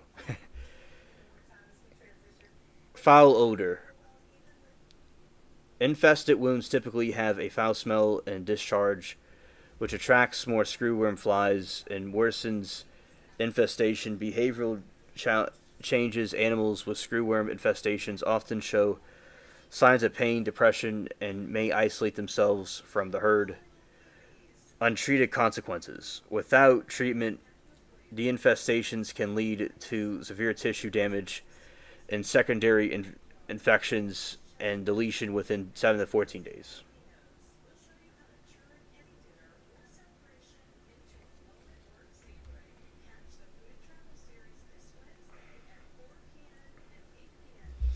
Eradication in the U.S. The New World screwworm was successfully eradicated from the U.S. and Mexico in the mid 20th century using sterile insect technique.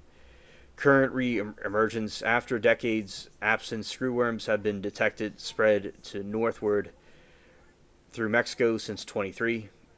Impact on the trade. This re-emerged as promoted U.S. to suspend imports of live cattle from Mexico to prevent the parasites from entering the country, which has contributed to the rise of beef prices.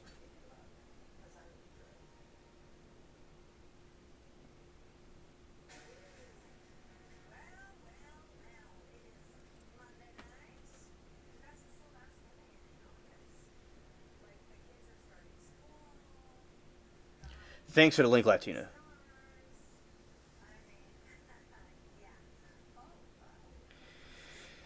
Yes, Moki says I gotta check out. See you all tomorrow. I hope. Okay, okay, Moki. See you tomorrow. Thank you for coming.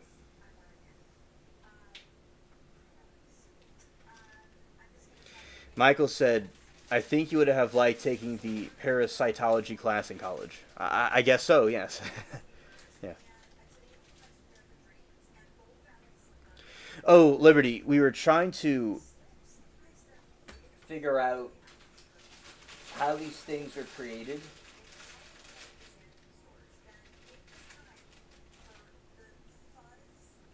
And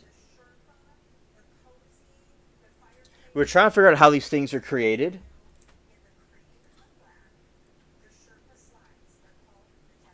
And the way they were created was we do not really know. Moki, that is fun. That is what the an angel would do. All right. Let's go here.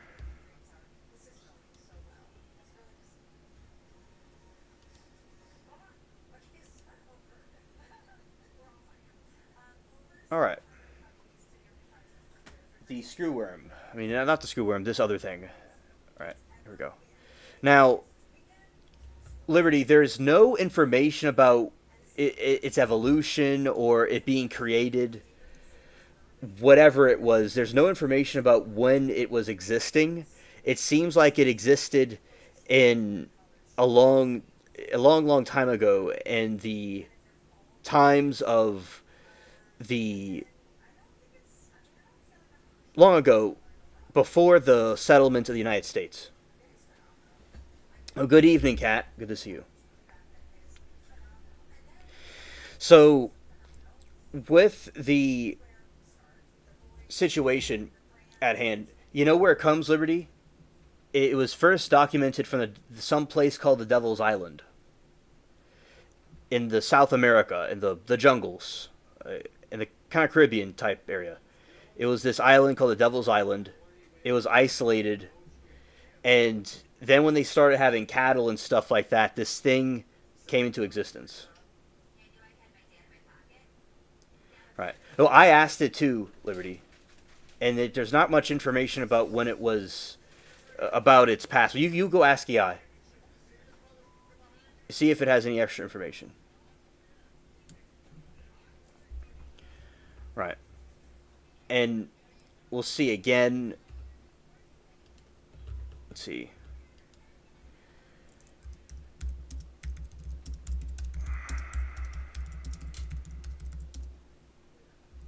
Yeah.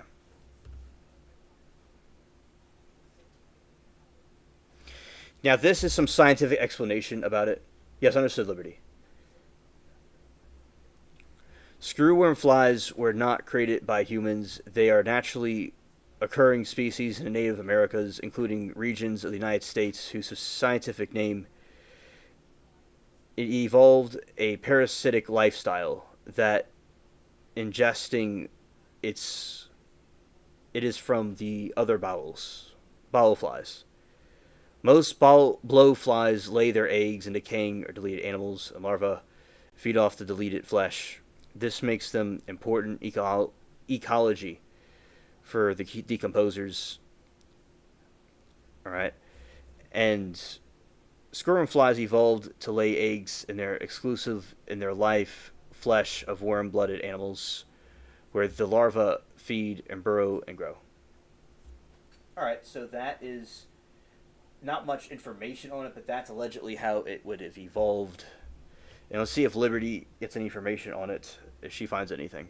Yeah, the Devil's Island, it was documented. Yes. But of course I believe in God and the supernatural stuff too.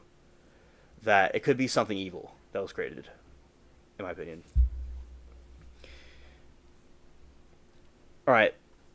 This is some story that has to do with cryptids, that has to do with what we're talking about, that I read about a year or two ago. I read about 2 years ago, probably. Okay, so explorers of the lost city of the monkey god contract unusual flesh-eating disease. All right.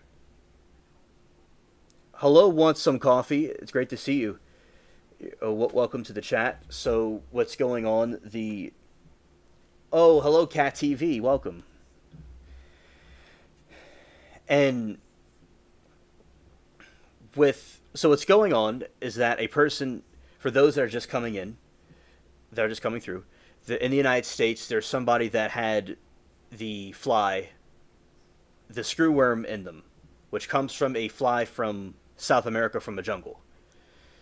And it was a very bad past centuries with cattle and humans. It was eradicated in the United States, 50s and 60s, Mexico in the 90s. And there's been little outspurts of it coming back here and there, but mostly it's eradicated. So that is what we're talking about, and that it's affecting food prices of beef and meat in the United States. And a lot of our meat comes from South America, so it's kind of a suspicious situation going on. That's what we're discussing. And now, after we said some facts about about the screw flies and different things about them, I'm talking about a story of an alleged cryptid thing that has to do with this, somewhat, or it's kind of a similar story.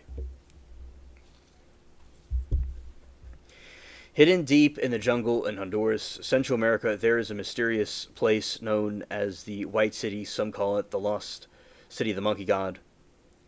Discovered in 2012, the White City, or the Lost City of the Monkey God, holds remains of what would be previously unknown to pre-Columbian civilization. The White City has often been linked to the Central American mythology, as some that think the birthplace of the Aztec god of the Quetzalcoatl. Yeah. Bottom line, don't eat raw meat. Oh, okay, want some coffee, understood. So it's possible that the fly might be migrating back up north, and if it does do that, they're going to have to re-eradicate it. They eradicate it by getting sterile male flies to mate with the other flies, and it causes them to get infertile. I mean, it causes no reproduction because they can't reproduce anything because they'll only reproduce one time. And if somebody has a wound or an opening, it can get in and it burrows deep into someone's skin or an animal's skin, and it needs to be treated, or else it could cause deletion death. Yes, Cat, understood. It is very disturbing. Understood.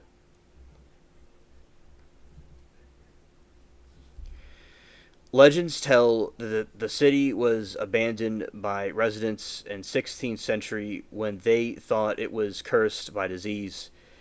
The area was conquered by Spanish explorers in 1520 who had heard the city contained the great wealth and brought the disease with them. The rumors of a curse have not stopped countless.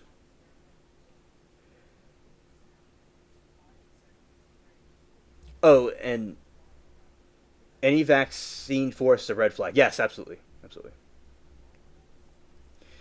Want some coffee says, are they carried in by people? Yes, because what happened just recently is that a person was traveling to South America, caught one, and and the person's being treated.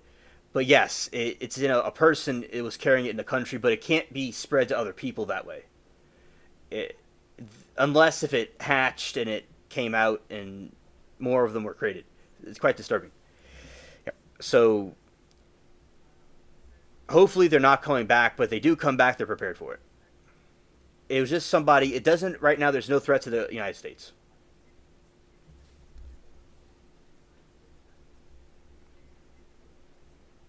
Good night to you, Kay. Nice seeing you. Okay, so legends tell the city was abandoned by residents in the 16th century when they thought it was cursed by disease.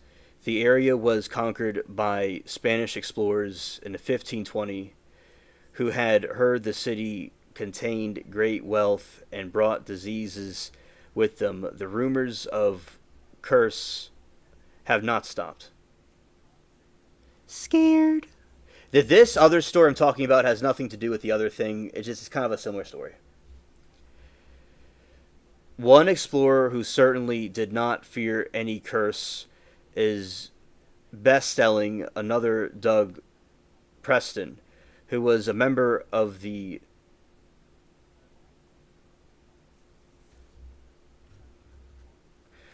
We'll answer that question right now, Kat. Let's do this. I don't know. This reminds you of like Blue's Clues. What I'm doing right now. Okay. It's like letter. Where is it from? Okay. Here we go.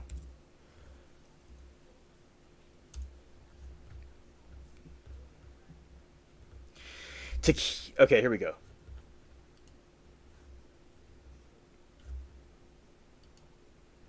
Ha!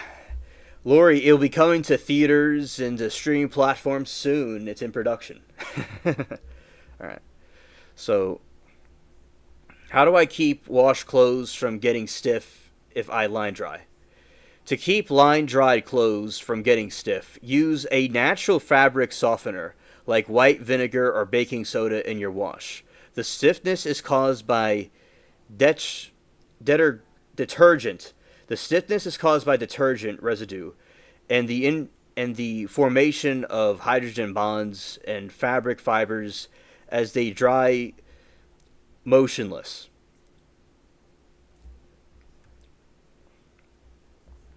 Use white vinegar in the rinse cycle and about 1 to 2 cup of distilled white vinegar to your washer's fabric softener dispenser before the final rinse. The vinegar's acidity helps break down the remove residue, detergent, and minerals that make clothes feel stiff. The vinegar smell will dissipate as the clothes dry. Add baking soda to the wash cycle and a half a cup of baking soda directly into the drum with your clothes. As at the beginning of the wash, baking soda acts as natural water softener, helping to neutralize materials and improve your detergent's effectiveness.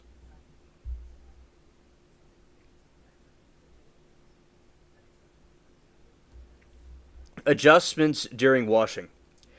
Use less detergent. Many people use more detergent than necessary, which leaves residue on clothes and contributes to stiffness. Start by using half the manufacturer's recommended amount. Run an extra rinse cycle. If you have a hard water, a second rinse can help ensure all the detergent and minerals are completely washed out.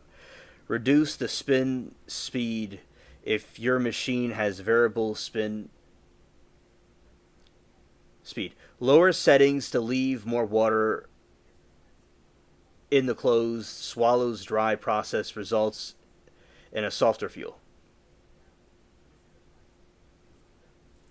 Drying outdoors, yes.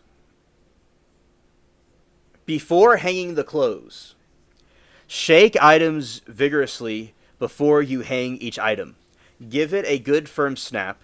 This helps to loosen the fabric fibers, similar to how a dryer tumbles clothes.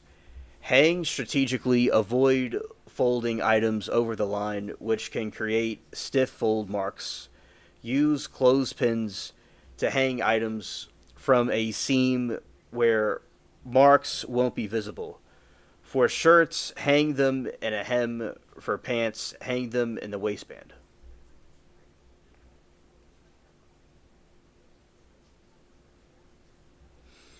After drying, don't over dry. Don't let your clothes on the line for too long, especially in direct sun. This can make them stiff and rough. Lightly finish in the dryer if possible. If possible. This is a suggestion. For a final fluff, toss line dry clothes in a dryer for 5 to 10 minutes. Use an air fluff setting with no heat for a gentle tumble. Adding a clean, damp cloth in the dryer and can help create a bit of steam and relax fibers.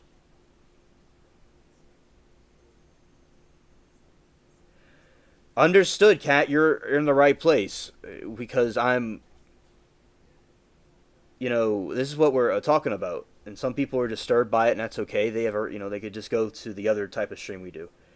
But yeah, it's all good. I mean, when I was digging in the ground, I've seen maggots. It's. I feel kind of like a robot because I'm so just like not affected by any of this stuff. Scared. Tumble with wool dryer balls. If you have a dryer, you can toss the dry clothes in with wool dryer balls to help fluff them up and reduce stiffness without using heat. All right. So I hope that answers your question. Okay, to keep line dry clothes from getting stiff, use natural fabric softener. Okay, white vinegar, baking soda to wash. Recently hospitalized for bacteria in my blood. Oh, understood. I'm glad that. Hope you continue to have a good recovery, and things happen.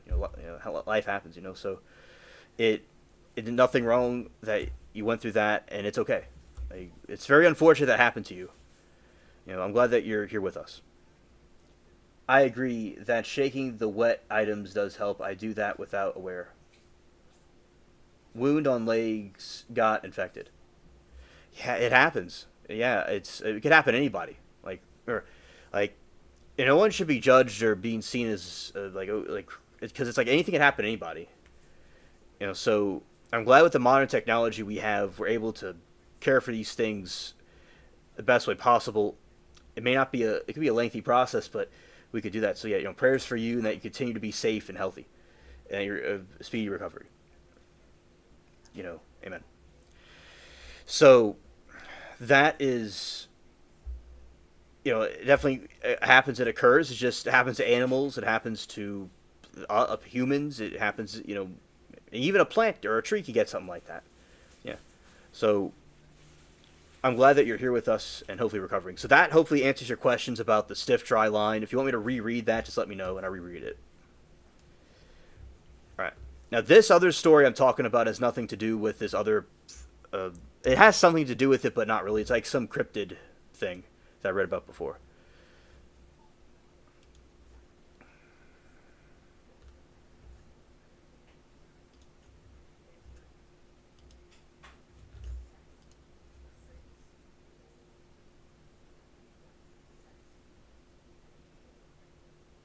Yeah, Amen wants some coffee. All right. So this is a story, a cryptid from South America, by the way. Lori said, "I'm eating nachos. Total science nerd." Oh well, yeah. Oh, there you go. Exactly. An alien like me. And antibiotics were harsh, but I'm alive. Oh, yes, it's good you're alive. I'm sure it was harsh. Yes. You're very tough to go through that, and here you are at the finish line. So the legend. Yeah, Kat. It sounds like a horror movie. It sounds like it would be the most painful thing ever. And it's also psychologically disturbing, to happen to yourself too. Yeah, and it's good you got the help you need because that's why it's good to get to a doctor or get to a hospital if people need help with something, or people could use other types of self care if they're in if you're out in the woods somewhere camping, you could get like a survival kit of like a getting bandages and using things from the woods that you know what you're doing, of course, and things like that. If someone needs help, then getting their proper medical attention. So I'm glad that you took care of yourself and here with us.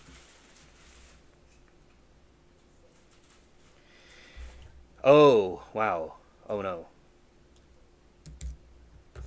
And she says she got MRSA. Oh.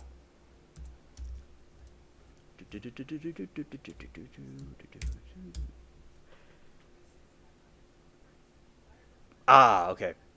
A bacteria that is resistant to certain common antibiotics. Ouch. So you had a very hard-headed bacteria, a bacteria that's hard-headed. Well, many people carry the staph in their skin or in their nose without a problem. MRSA can cause serious and life-threatening infections if it enters the body through open wound.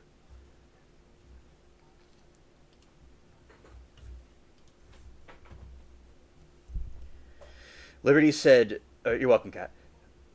Meth recent staph is nothing to mess with around with." Yeah, yeah, absolutely.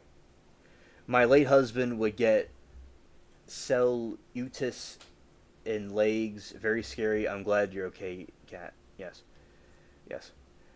Liberty says, "Back similar info to my AI plus a lot of other stuff because I get carried away." Liberty, you and I are the same type of person. I'm like that too. I go down a rabbit hole.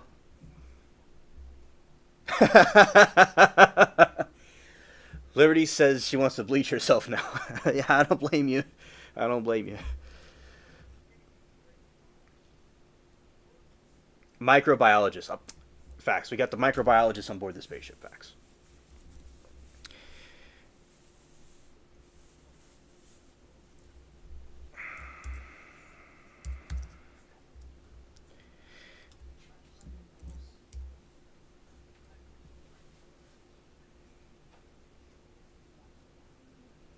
Okay, I want to see that thing I said about Devil's Island.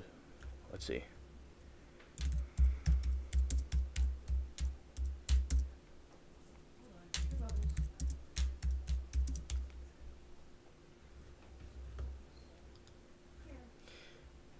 Medical technologist, clinical laboratory scientist as well. Yeah, facts, facts.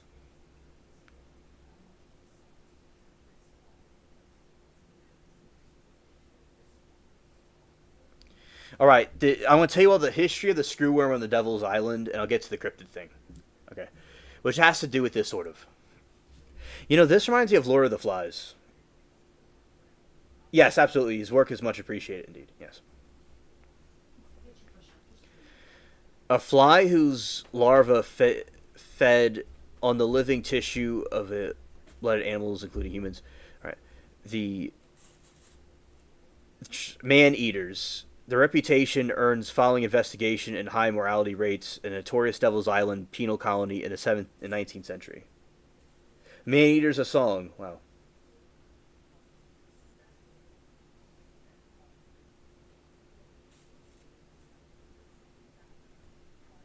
Oh, yes. Facts. Very scary movie. All right. The outbreak in the Devil's Island. The first scientific description of a screwworm came in 1858 from a human sample collected on Devil's Island off the coast of French Guiana. Hello, Shell. Good to see you. We're talking about topics that are a little bit disturbing about this flesh-eating fly that has like a maggot that burrows itself into people, because it has to do with something that's going on right now in the like South America that somebody got, but they're okay. They're getting treated in America because somebody like went down there, they picked it up and brought it here, but they're being treated. Yeah. So just a trigger warning about that. Okay.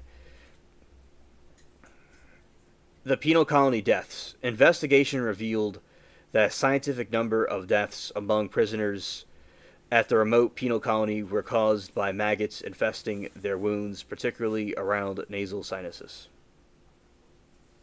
Yeah, shout out to the spaceship. Microwave your sponges. I never heard of that. That's interesting. Yeah, shout out to the spaceship and the galaxy and the alien. I like that, Lori. And famous reputation. The grisly name man-eater became associated with the screwworm because of disturbing cases observed at Devil's Island appearance. The adult fly is metallic blue-green, about twice the size of a host fly, with 3 dark stripes on its back and orange eyes. Life cycle: the female fly lays up to 400 eggs on the edges and wounds of mucous membrane of warm-blooded animals. Yes, yes. Oh, thank you, Shell. Shout out USA and Wave. Yes, facts. Appearance. Okay, I read that. Okay, life cycle. The female fly lays up to 400 eggs on the edges of the wounds of mucous membrane of warm-blooded animals. Flesh-eating larva. Within 10 to 12 hours, the egg hatches into the larva maggots that burrow on screw into living flesh and begin to feed. This differentiates the theme from most other maggots, which feed on dead flesh. We're gonna find out. We'll find that out, Cat. We'll find out absolutely.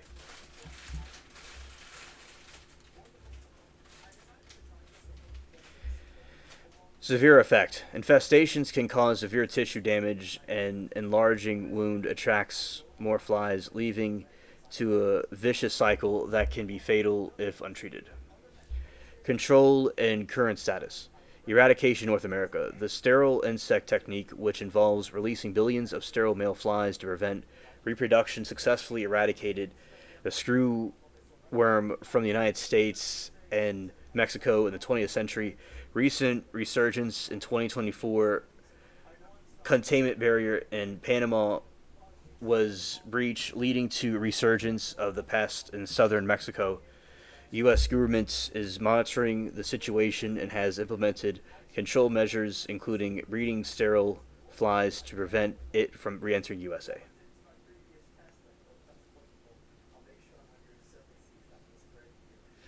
I buy white towels and sheets so I can bleach them too. Human cases.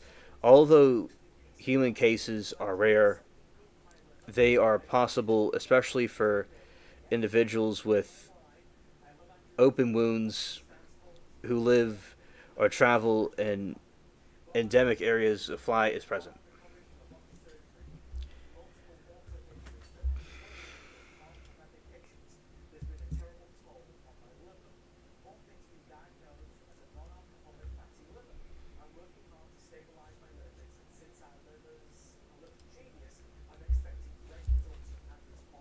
All right, here we go.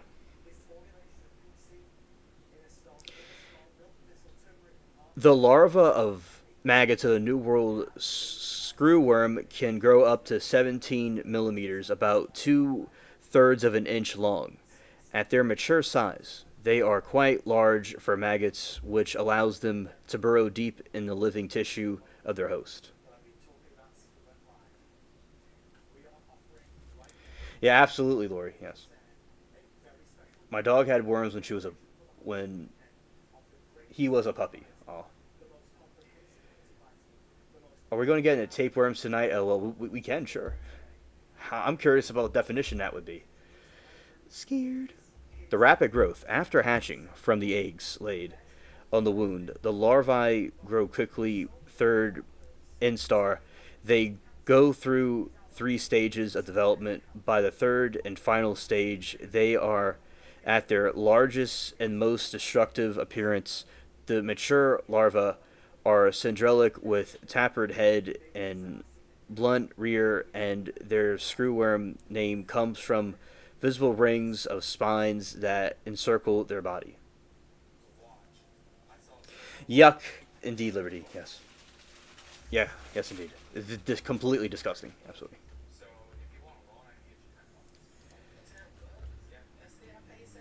When I worked in a hospital in a laboratory, you would be surprised how many doctors would drop off a blood sample and ask me to check it for heartworms and such. Okay, want some coffee? Thank you for coming. See you tomorrow at the Donna trial. Yes.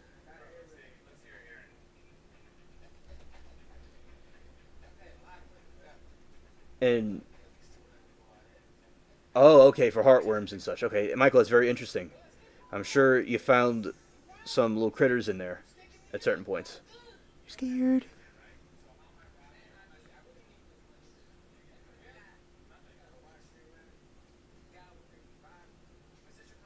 From their dogs. Oh, okay. So, Michael, how would you know if you found something in there?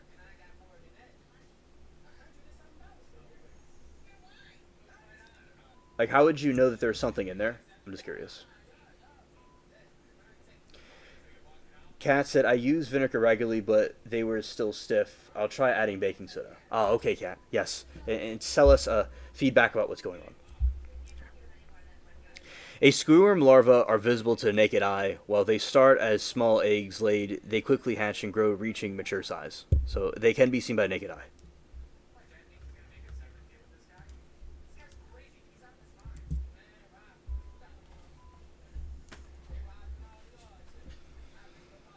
Okay, and I'm curious about the tapeworms. All right, let's see.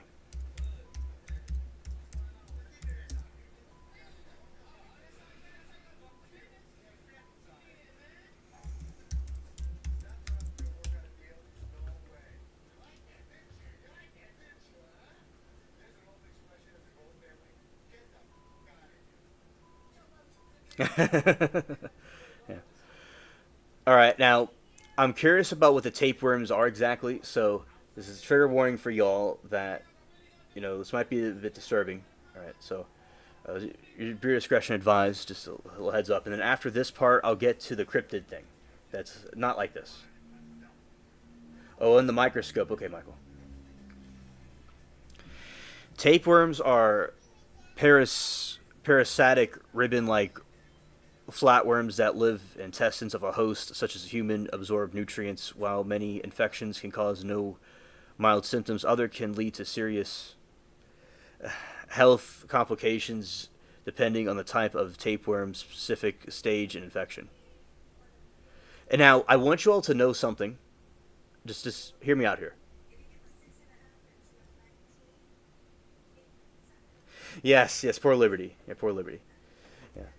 This is how you could prevent this from happening.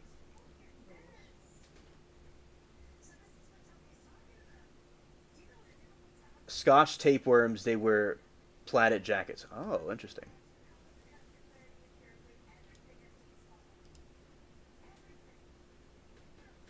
Oh, you're welcome.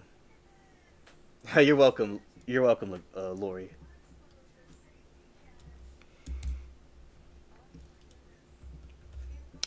eating undercooked or raw meat and fish.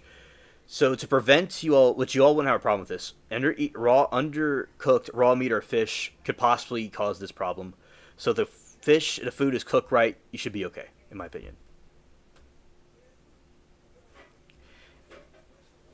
If somebody, which you all wouldn't do this, infected feces, which is I don't think we're eating feces anytime soon, except that the unicorns and My Little Ponies start. They're colorful. Uh, Feces I think would be quite tempting to look like cotton candy, but we're going to stay away from the feces. Beef tapeworm. A person gets infected by eating raw, undercooked beef. Okay. Or pork. Oh, Scotch tape. Okay. I get it. Scared. Scotch tapeworms, they wear plaid jackets. Ah, okay.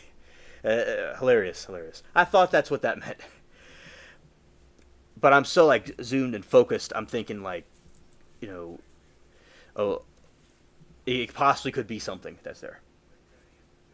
They can be seen, but why aren't they neon pink? Okay. And okay, so that is about that room, those worms. Okay, so let's see what I don't even know. Oh, y'all are looking at the wrong screen. All right. Let's go to. Nah, it is what it is, I guess. But yeah, now cystic infection. Sir, okay, go here. Y'all that stayed here with me are nothing wrong with people that left.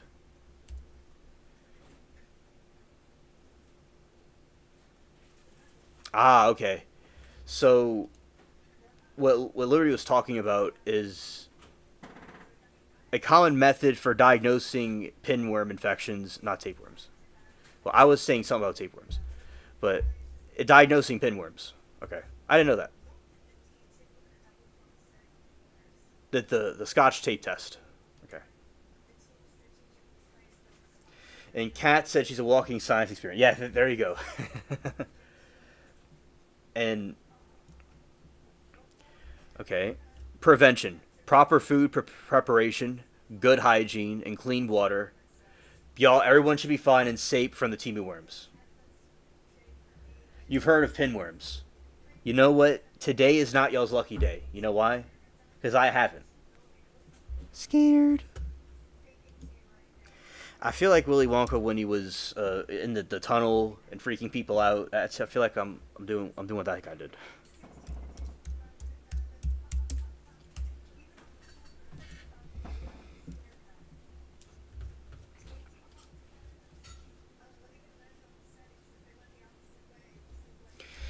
Pinworms are small, contagious parasites that live in the human digestive system. Most commonly affected school-age children and their family members. Oh Lord, scared. They do not like the light. Scared. While the affected in person is asleep, female pinworms exist in the what? Yeah. In the anus and lay eggs in surrounding skin. The worms may also lay eggs in clothing and bedding. Itchy irritation feeling. Infection occurs when a person accidentally swallows or breathes in microscopic eggs. Wow, I didn't know that.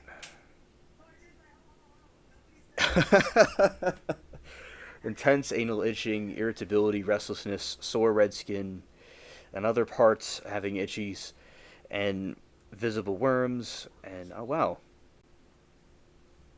How can this be prevented?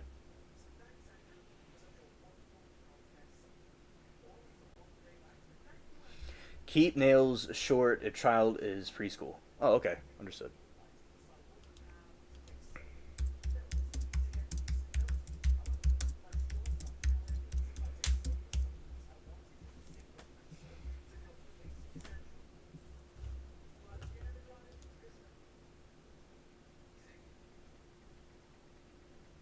Yes, Latina, please do. Please do. Thank you so much. Dear. Alright, so, oh boy, now I feel like changing my sheets and washing my dogs. Ah. Alright, the scared. The get this, I haven't washed my white steamed rice in like 2 decades just fine. Scared. The pinworm A's look like football with a round ball at the each end under the microscope. In the butt they come, and at night they will they retreat in flight. Oh, okay, understood, cat. Scared. Prevent pinworms. The practice of strict hygiene. Stop cycle of ingestion and re-ingesting micro eggs. Wash hands, like my grandpa. Dirty hands are such a fright. See how mine are clean and right. I wash my hands morning, noon, and night. That was something a little rhyme that his mother came up with, and then he told me. Washing hands, everybody, will prevent this. All right. Keep fingernails short and clean. Prevent them from going in that way. Highly contagious among children. Shower in the mornings. Change garments daily. Wash bedding, clothes, hot water. Avoid shaking laundry. Clean disinfectant surfaces frequently. Vacuum carpets and mop floors regularly. Cheer everyone in the household. Take second close medications. Alright. So everybody now, you're going to be safe from all these things. Alright. You have to know yourself and know what's going to happen. Not what's going to happen, but what could happen. There's always going to be prepared. Alright. So that was a very appetizing discussion. Alright. So this other page about this cryptid thing, just random cryptid thing. Here we go.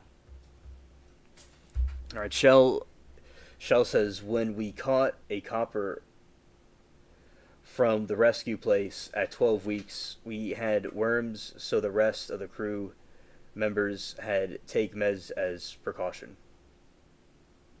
Oh, wow. Okay, thank you, Shell, for the information.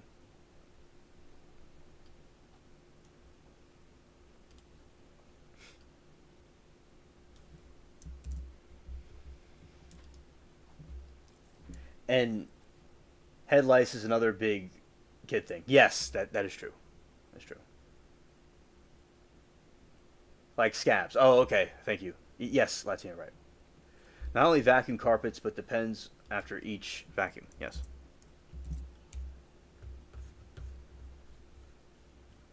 Okay. And scared. Legends tell the city was abandoned by residents in the 16th century when they thought it was cursed by disease. The area was considered by Spanish explorers in 1520 who had heard the city contained a great wealth and brought diseases with them. The rumors of the curse have not stopped countless of curious adventurers to enter the dangerous jungle in search of legendary ancient city. On the explorer who certainly did not fear any curse is bestelling another Doug Peston, who was a member of the expedition that dug through the dense jungle growth in the late 2015 research explore ruins of Cadia Blanca. Scabies. Oh, I figured it was something different. Scared. We're going to see what that is exactly, too. Yeah.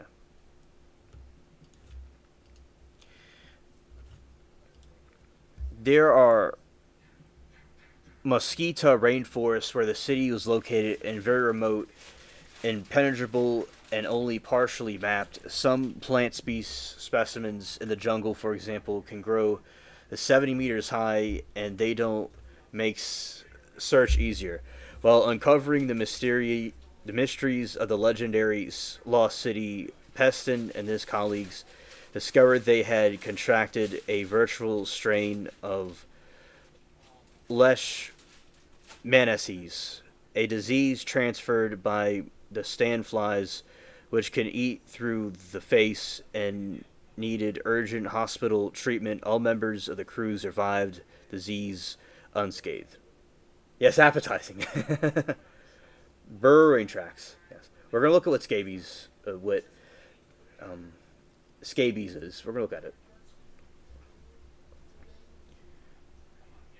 Uncovering the mysterious legendary lost city, Preston and his colleagues discovered they had contracted vir- virulent strain of leishmaniasis, a disease referred to as a sandflies, which can eat through the face and needed urgent hospital treatment. All members and crew survived disease unscathed. Preschool teacher for 25 years. Oh, awesome. Welcome. Yeah, that's very cool.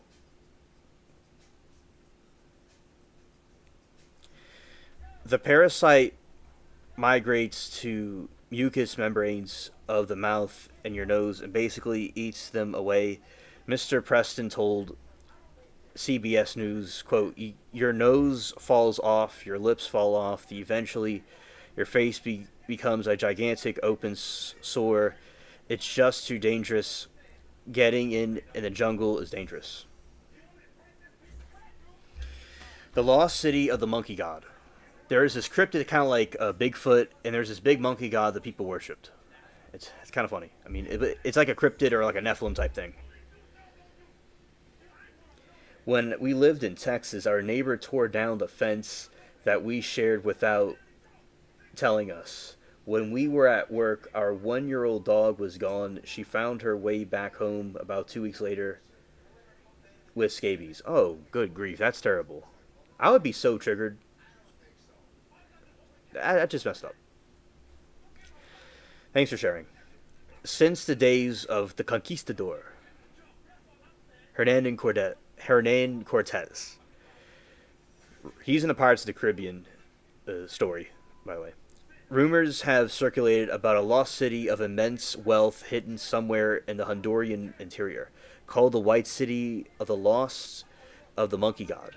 Indigenous tribes speak of ancestors who fled the escape of the Spanish invaders, and they warn that anyone who enters this sacred city will fall ill and be deleted. In 1940s, swashbuckling journalist Theodore Mortal returned from the rainforest with hundreds of artifacts and electrifying story of having found the lost city of the monkey god, but then committed self-deletion without revealing its location.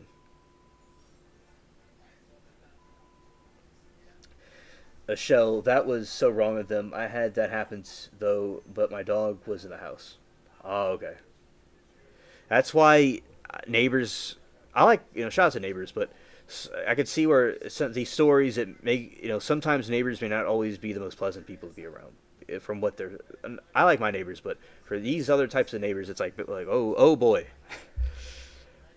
The 3/4 of a century later, best-selling author Doug Preston joined a team of scientists on the groundbreaking new quest. In 2012, he climbed aboard a rickety single-engine plane carrying the map of the terrain under the densest rainforest canopy in an unexplored valley rigged by sleep mountains. That flight revealed the unmistakable image of sprawling metropolis, tantalizing evidence of not just undiscovered but city of endemic civilization, enigmatic civilization, lost civilization. One side note: it was Cortez that wiped out the Aztecs. Ah, okay, Michael, thank you. Yeah, that's true. Venturing into this raw, treacherous, but breathtakingly beautiful wilderness to confirm the discovery, Preston and the team battled torrential rains, quick mud, disease, carrying insects, juggers, and deadly snakes. But wasn't until they returned that tragedy struck. Preston and others found they had contracted the runs, horrifying, sometimes lethal, incurable disease suspenseful and shocking filled the colorful history, air rising adventure, and dramatic twists of fortune. The lost city of the monkey god is absolutely true. Eyewitness accounts, one of the great discoveries of the 20th century.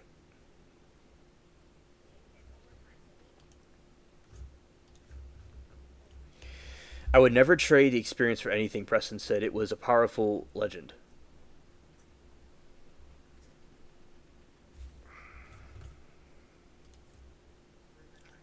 Right here.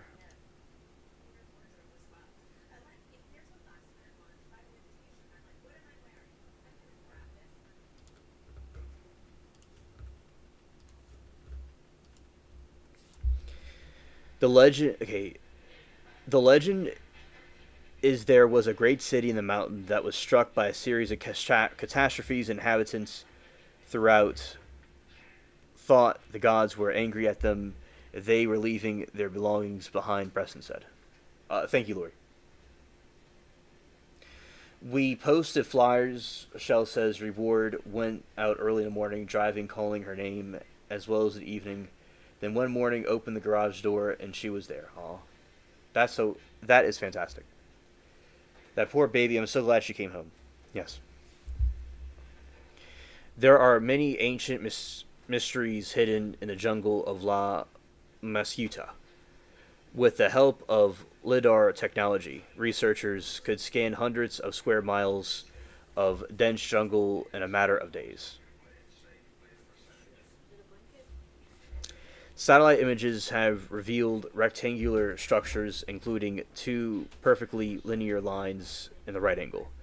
They were either man made or the world's most intelligent gophers were out there doing things they'd never done before, said the documentary filmmaker Bill Benenson. In January last year, the excavation sites was visited by Honduran President Juan Orlando Hernandez, who said, "We are blessed to be alive in such a special time in Honduran history. This discovery has created a lot of excitement because of its significance in Honduras and the world.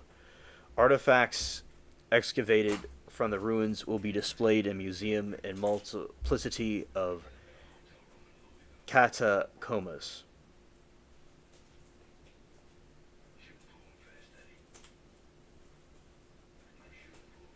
Yeah, hookworms. All right, let's go back to some uh, Greenland.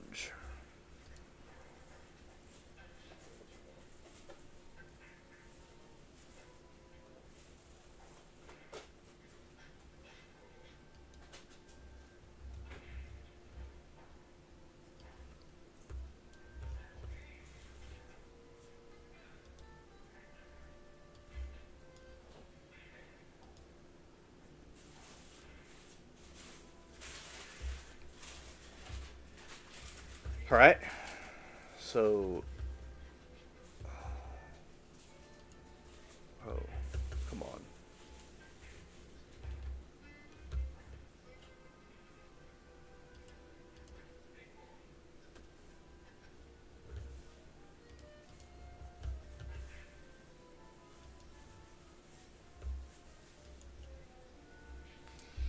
The sterile insect technique is a highly effective environmentally friendly pest control method that relies on sterilization, reduced elements, elimination, mass rearing. Millions of screwworm flies are bred.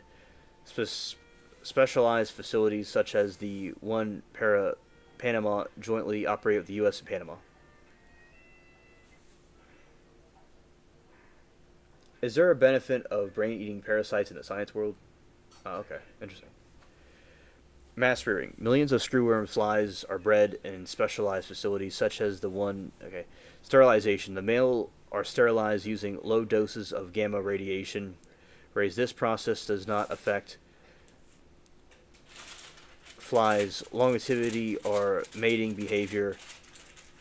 Aerial release. The sterile male flies are released over the target areas, often using aircraft to ensure wide effects of distribution.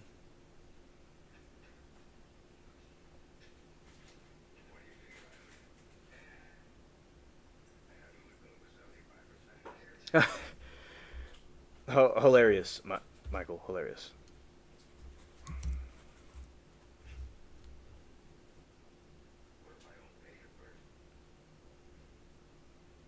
You're welcome, Latina. Always my pleasure. She said, "What kind of worm? Oh, brain worms." Okay. Now, scabies is a highly contagious skin condition by infestation of the human itch mite. These mites are microscopic and burrow into the outer layer of the skin, where they live and lay eggs. The primary symptoms of intense itching and pimple-like rash.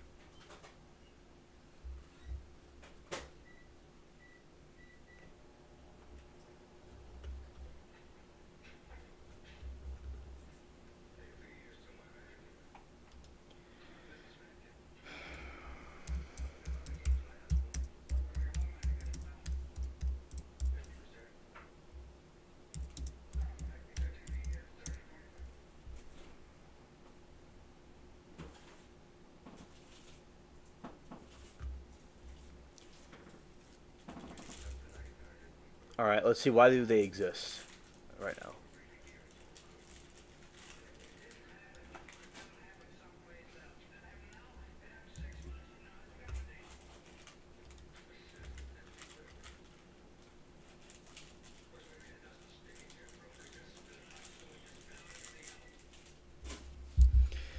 Brain worms, like other parasites that invade the central nervous system, exist as a result of evolution, where specific life cycles developed that benefited parasite survival and reproduction. The reasons for their existence link to parasitic adaptation, host manipulation, and their unique biology of different species. Many brainworms are actually the larva stage of parasite that were more complex life cycle involving different hosts. The larvae enter the brain of one host, and the immediate one develop, then rely on the host being eaten by another host. The definitive one of complete their life cycle.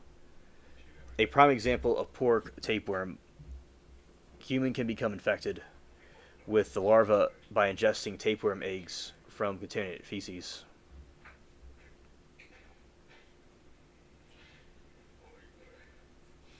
My age, though, I'll say my age is 27. That's what I am. And Liberty's 29 for years and years. Yeah. All right.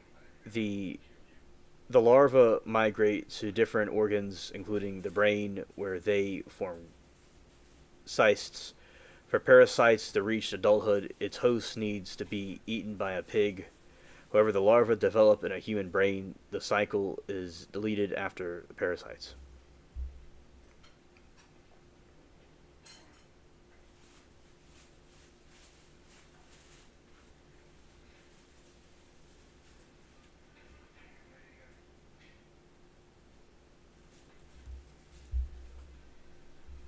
Dallas Fort Worth, I see converse is near San Antonio. I was stationed in Texas from 92 to 96. Ah, awesome. And Lloyd said was a senior in high school when the space shuttle Challenger blew up. Oh, smartphone stupid. Alright.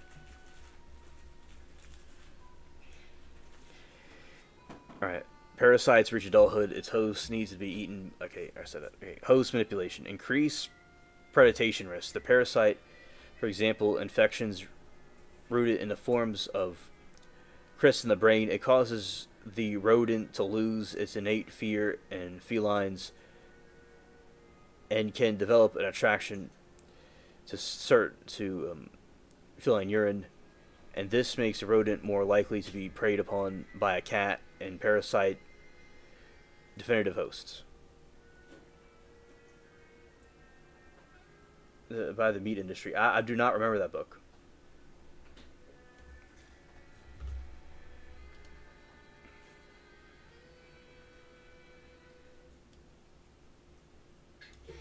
I've never heard that book, Michael.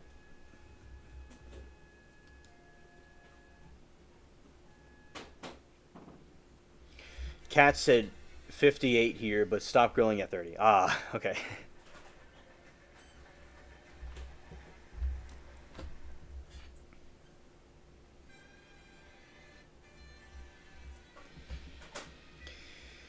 Controlling movement. The horsehair worms, different a parasite infected the insect and crickets. To continue their life cycle, they need to return water when they are ready. They manipulate their insects and seek to jump in the water, even drowning process, allowing the worm to escape. Shell said 53. Okay.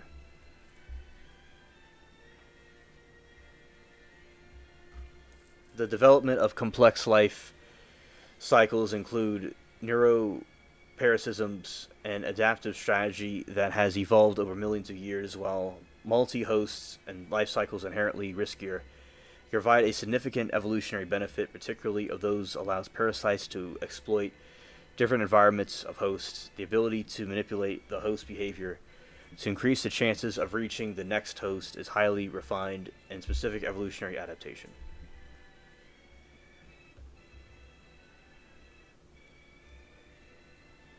Okay. Lori 56. All right.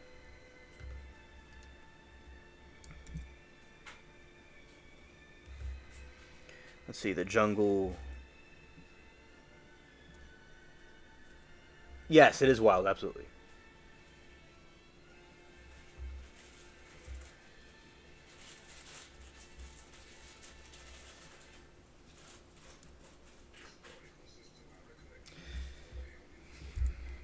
Okay. The shout out to all of y'all. Y'all are amazing. The Jungle by Robert Sinclair. It is a common error to confuse the author of the Jungle novel written by Upton Sinclair, not Robert Sinclair, the work of marketing style journalism that exposed corruption and injustice of the era is 1900s. Purpose of Sinclair was he wrote books on harsh working conditions and exploitation of migrant workers in Chicago, the socialist meatpacking industry. He famously said, I aimed to the public's heart by accident and I hit the stomach, referring to public reaction to the description of insanitary meat production rather than workers' plight.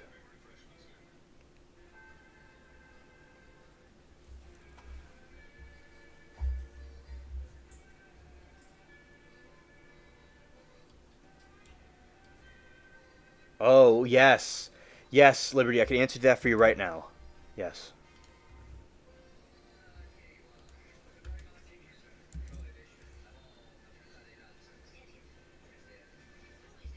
Okay, and Michael says the worm, when alive, filters out the impurities and the tequila, but the ETO, ETAH, ends up deleting it.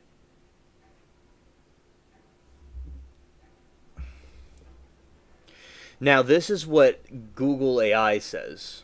Google AI says, contrary to popular myth, there is no worm to tequila. The idea that modern marketing gimmick associated with some brands of mezcal tequila's cousin, that insect is not a worm but a larva of a moth that lives in the agave, the agave plant. So it's in of the plant of the same type of thing in there. So like what Michael said, the thing took it a little bit seriously. I could have worded it a little bit differently how I did that. And ethanol alcohol. I thought that's what that was. Thank you. Thank you for clarifying, Michael. I wasn't completely sure. So in the 1940s and 50s, a mezcal producer named Jacobo decided to add the worm called Gusano de Maguey to his bottles as a marketing ploy. At the time, the tequila dominated the U.S. market, and mezcal needed a way to stand out. The bizarre and exotic additional captured of the addition of tourists and creates an unforgivable brand of dissection, distinction.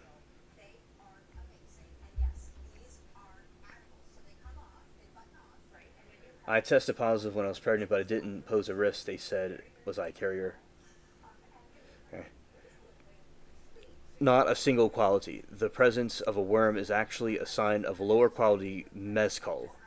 The best mezcals do not have worm and really rely on the flavor of the agave and craftsmanship of the production of process. Mexico's official regulatory authority for tequila prohibits the inclusion of any insects in the final product. A cultural misconception of the worm is safe to eat and does not have hallucinogenic properties or provide special benefits contrary to common urban legends.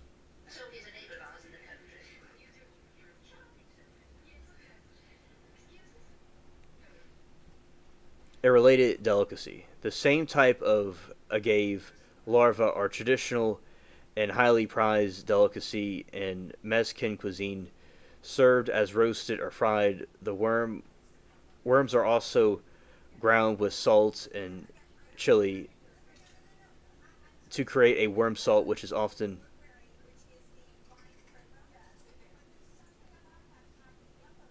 Lori said I had the 9 month excuse not to have to clean the litter box. Well, yeah, I have. There's plenty of cats around here. It's a cat island.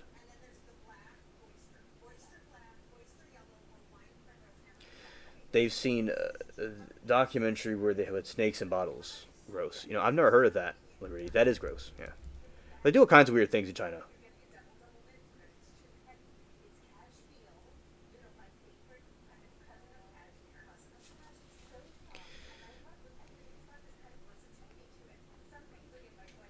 Oh, okay, show understood. I kind of sneeze and stuff too. I get that a little bit. Also, the modern mezcal movement, with the rise of high quality artisanal mezcals, the gimmick of the adding a worm is now fading. Today's education consumers are more interested in flavor and heritage of the spirit than a marketing novelty. Okay. All right. So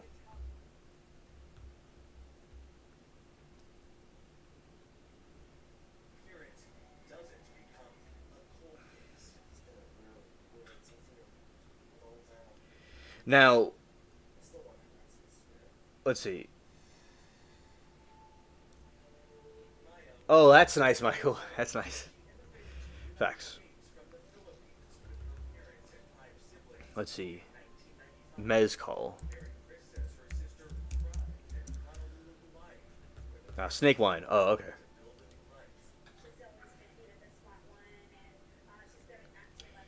Let's see the plant.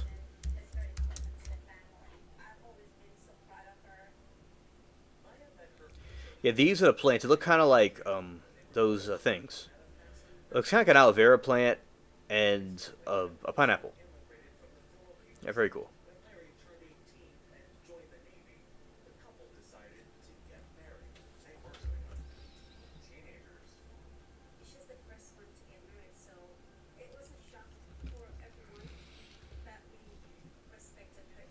Okay, let's see Chinese.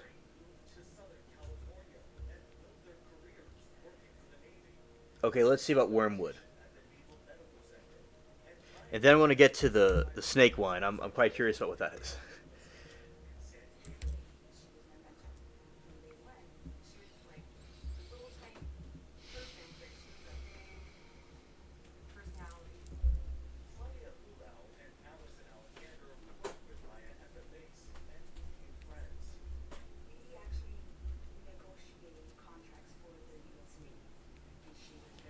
Wormwood does not contain worms.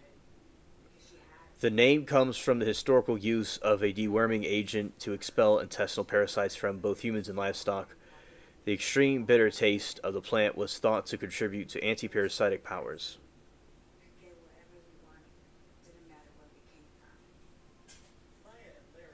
Oh, okay. Okay, Lori. I've had it before, and it tastes. I liked it. It tastes pretty good.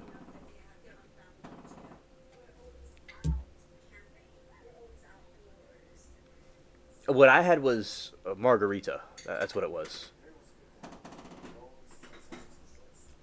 I saw a T-shirt that said tequila 2, tequila 3, tequila floor. Yeah.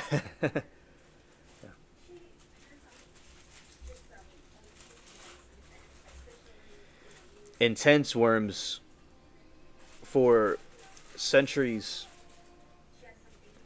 Various species of Artemisia plant were used as an athlemetic, an agent that expels parasitic worms like tapeworms and roundworms. Medical use. The plant has a long history of use of ailments including stomach, liver, and gallbladder problems. Modern research, while some modern research includes studies with animals to confirm wormwood's anti-parasitic effects, its medical use has warned due to several side effects at high dosage.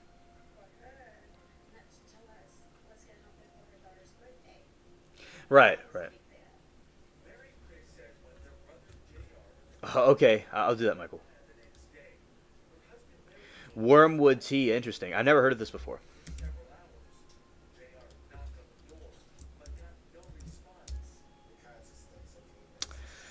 Ooh, looks like a very nice worm. We're going to look in that after this. Medical use. The plant has been long history of ailments including stomach, liver, and gallbladder problems. Modern research. While some modern research includes studies with animals, has confirmed wormwood's anti-parasitic effects. Its medical, yeah, scared, has used due to several side effects of high doses. Culinary use. Wormwood is perhaps best known today as an ingredient in alcoholic beverages like absinthe and vermouth. The plant oil is used for the bitter flower flavor, but strict regulations limit the toxic compound thujone. This stinks, but reality refers to the worm star, the Bible book Revelation, which water bitter. However, it is metaphorical reference to bitterness, not a literal worm. All right, y'all buckle your seats. This is going to be really cringe right here.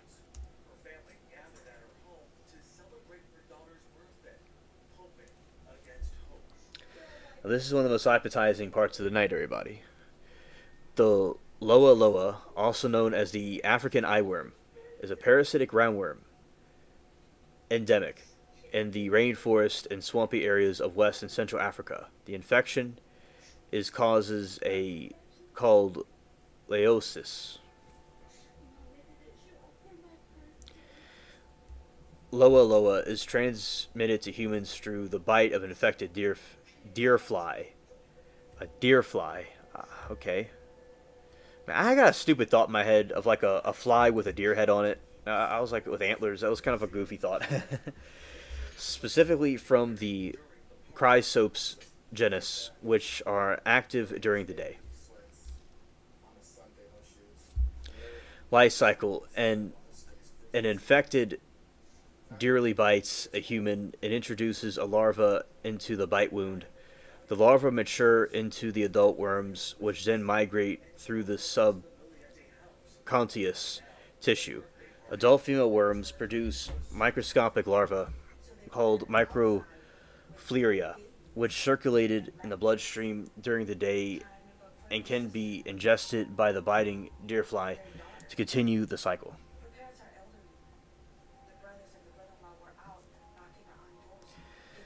I bought some wormwood walnut, something else to do a parasite cleanse with soon. Okay, good.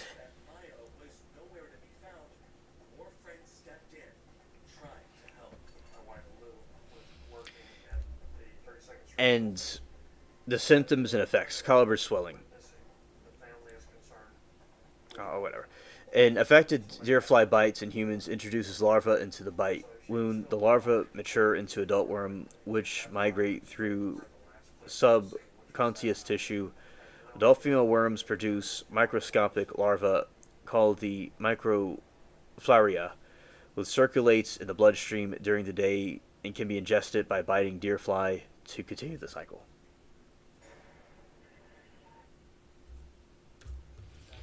Okay, Michael. All right. All right, let's see.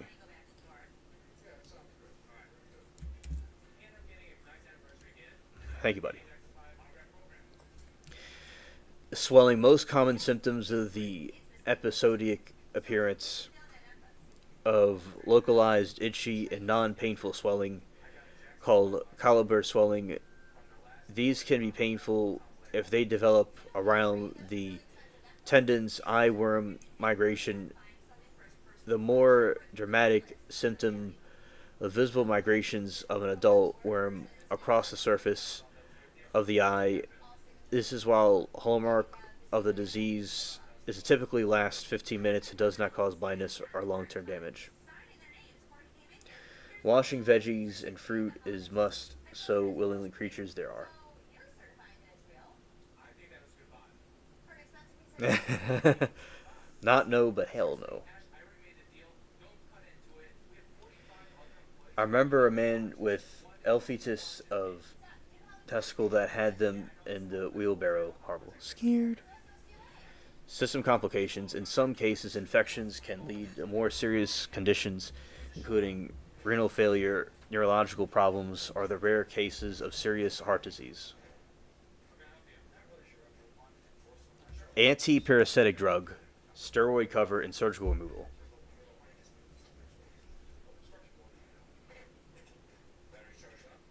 All right, here we go.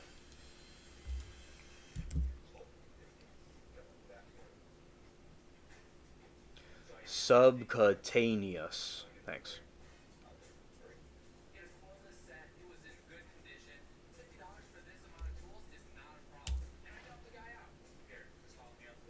Thanks, Lori.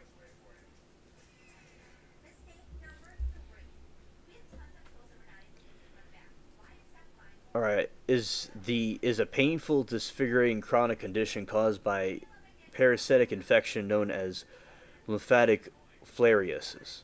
This disease, transmitted through mosquito bites, is caused by three specific types of parasite nematode worms. The watch, the Wooch area, which causes approximately 90% of cases.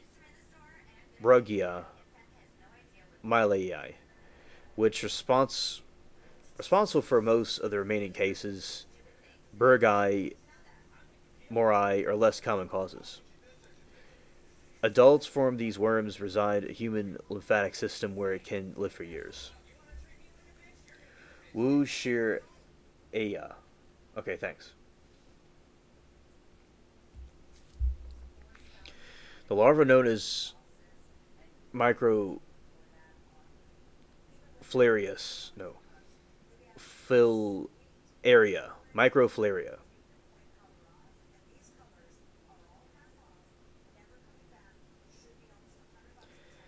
This is why when at dusk I cheer the bats as they emerge to hunt. Exactly. That and the spiders keep these critters away. Yeah, definitely. The larvae known as microfilaria produce adult female worms. Microfilaria does not directly cause elephantis, but their migration in the host's reaction to the adult worms eventually lead to chronic condition. Transmission. A mosquito ingests microfilaria, abiding an infected person. Inside the mosquito, the microfilaria mature into infective larvae. Infection, the infective larvae are transmitted into new hosts when the mosquito bites them again, and the larvae then migrate into lymphatic vessels. Michael, my instructor showed many. We laughed, but it's really horrible.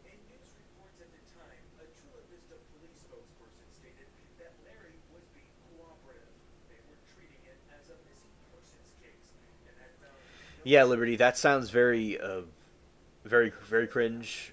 Scared. I know that picture. My cat jumped up and caught one once. Yes. Yes, you are here to help, absolutely. Facts. Facts. I appreciate the chat helping out. Infection. The effective larva transmitted to a new human. Okay. Mature, maturation. The larvae develop into adult worms and settle in the lymphatic system. where they damage lymphatic vessels and produce millions of new microflaria, inflammation, and damage. The body's immune response, both living and deleted adult worms, causes inflammation and scarring that can block lymphatic vessels. Fluid buildup. As infection progresses, lymphatic fluid cannot properly drain. The accumulated fluid and repeated inflammatory attacks cause chronic swelling and thickening of the skin, condition called lymphedema. Over many years, the affected area, typically the legs, but sometimes the arms, breast, genitalia, swells massively, and skin becomes thick and hardship resembles the elephant hide. This advanced stage disease is known as elephantiasis.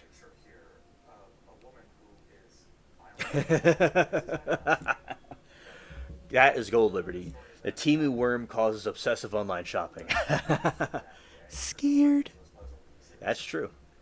I was working one night in a lab doing a CBC and yelled out, oh, shit. Everyone came over. The person had malaria, LDS due to that.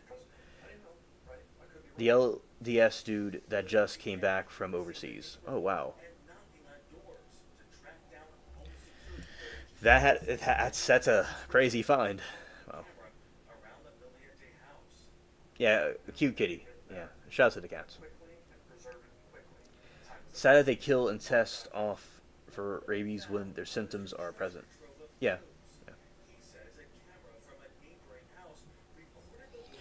All right.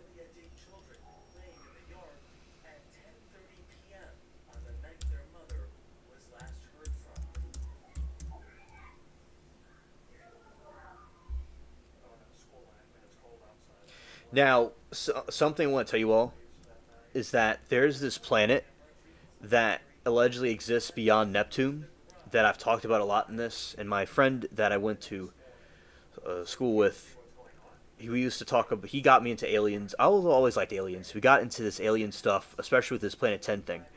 And people at that time thought that it wasn't real and it was something fictitious. But now, as modern times have gone, we see that he was right, and there really is a Planet 9, Planet 10 most likely out there.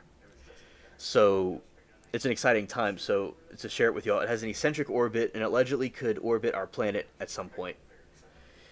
And Lori says, Michael, I love that house show. House MD thought I know it's Hollywood, but actually lived this stuff. Yeah.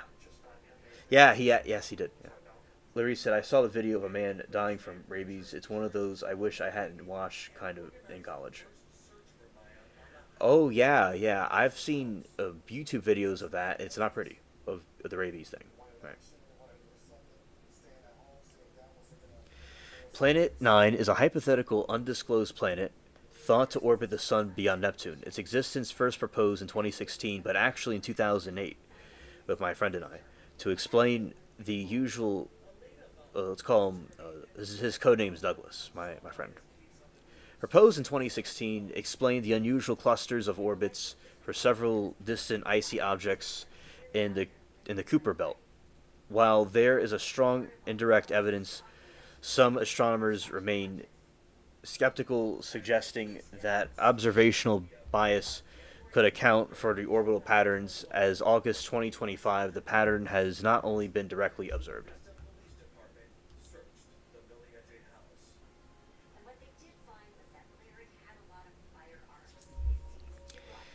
The case of Planet 9 is built on several indirect pieces of evidence.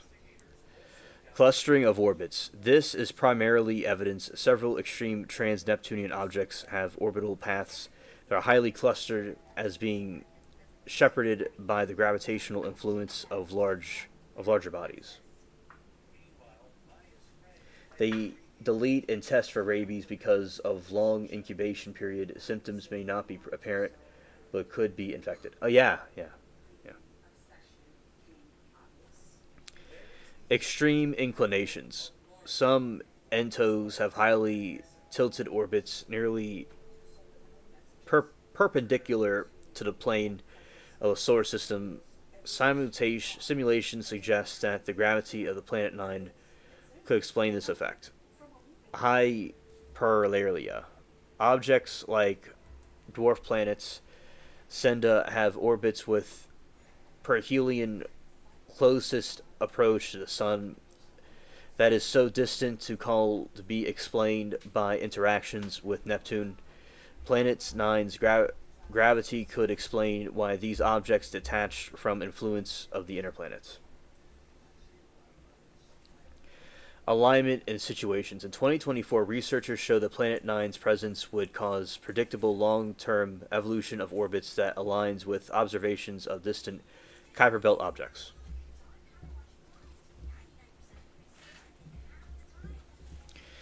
Characteristics and origin. Mass size estimated about 4.4 times the mass of Earth, is likely super Earth, a classic of planets common other star systems. Orbit. It would follow highly elongated orbit beyond Neptune with a semi-major axis of about 290 astronomical units.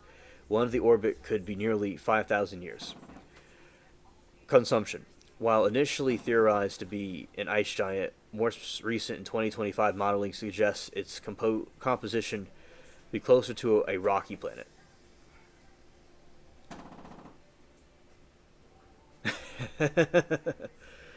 Yes. I would suggest that's my home planet. We all need to go move there. Yeah.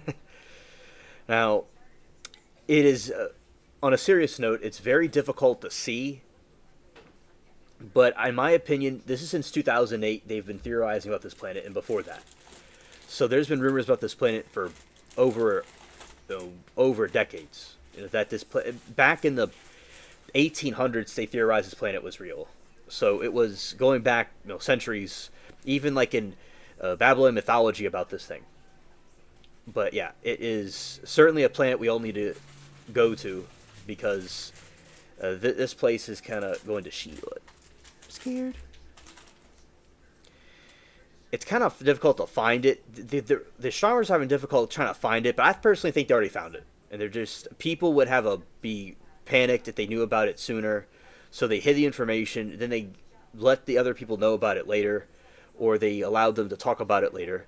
The other theory is that like aliens, or whatever those things are, that they are real, but they don't want people knowing about it. Power naps are a thing. Okay, hey Kay, good to see you. All right, Liberty. Yeah, but no. On a serious note, all jokes aside, the planet, it's not much is known about this planet. Now, from what I know about it, it's a red, very hot planet. A red, hot planet. It would not be suitable for human life, to answer your question. Now, they're theorizing it's a cold, dark planet, so it would not really be suitable for human life. But if Liberty finds anything about it on AI, she could let us know. I'll look it up, too, if humans could actually live on it. They changed many definitions of viruses to match what the COOF do to cover their EOSs. People didn't question it. Yeah.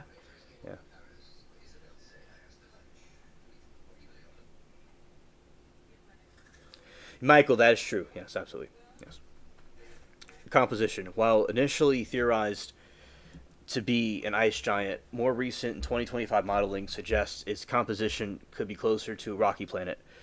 Possible origins proposed theories suggest that Planet 9 could be a core of a giant planet ejected by Jupiter early in the solar system. History, a captured rogue planet from another star. And let's see, can humans live on Planet 9?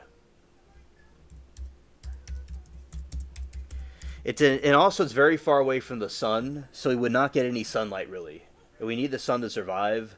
So unless they created something on the planet where people could have the type of stuff we have on Earth, that would be good. But it could probably be modified for people to live on it. But yeah, in my opinion, from what we know about it from 2008, it's like a red planet that's very, very hot. It's kind of like Mars. And it could have certain beings on it that are like lizards. Conditions can be met for humans to live on it, though, hypothetically.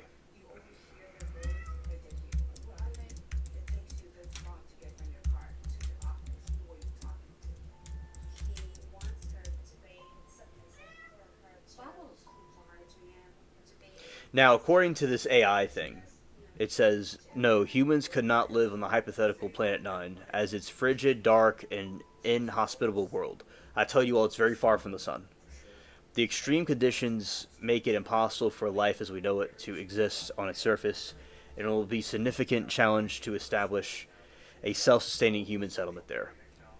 Now, they're seeing it as a blue sphere. It could be blue, it could be icy, but from what we saw, for some reason, it has it's kind of like Mustafar from Star Wars. It has like volcanoes, and it's like a red, angry planet. But maybe it's not. Maybe it's like what they're saying, and it's an ice block. Extreme cold. Planet 9 through to orbit hundreds of times farther from the sun than Earth at the distance. The planet receives very little light or heat. Temperatures are estimated to average around negative 226 Celsius, negative 375 Fahrenheit. Yes, yes, Lori, we would need those type of suits, yes. Lack of sunlight. The sun would appear as little more than a bright star from Planet 9. This would make a photosynthesis impossible and leave no natural source of light or warmth for human survival. Mass and atmosphere. Planet 9 is estimated.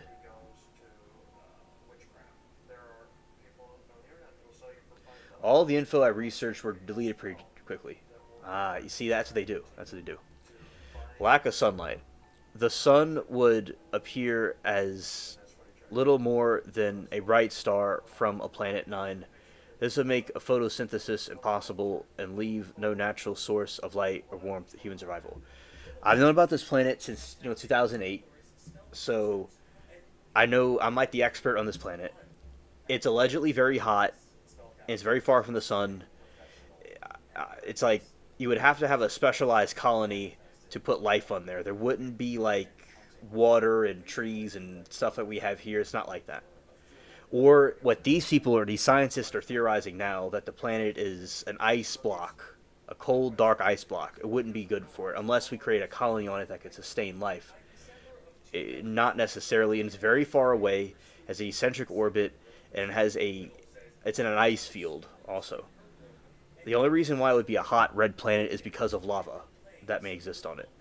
But let's see what the scientists say. All right. Mass and atmosphere. Planet 9 is estimated to be a super Earth, possibly with a mass of 4 to 8 times that of Earth.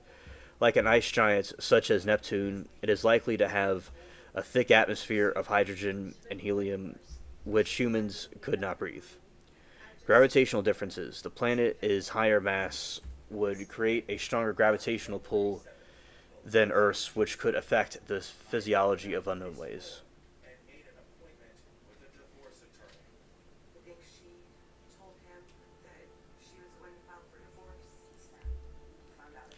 Isolation and travel time. Even if technology exists to sustain life, the extreme distance would make travel to the Planet 9 take decades or even centuries to complete.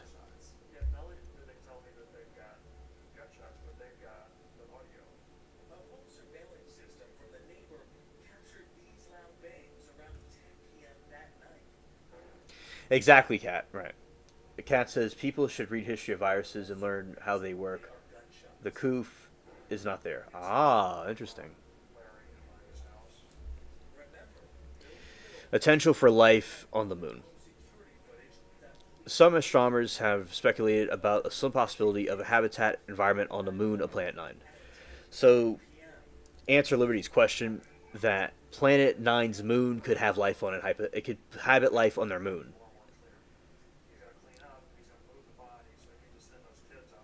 Yes, yes, absolutely, Anna. Yes.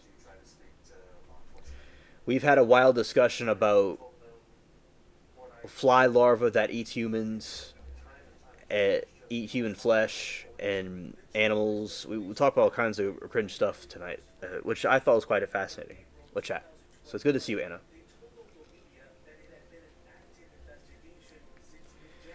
Tidal heating.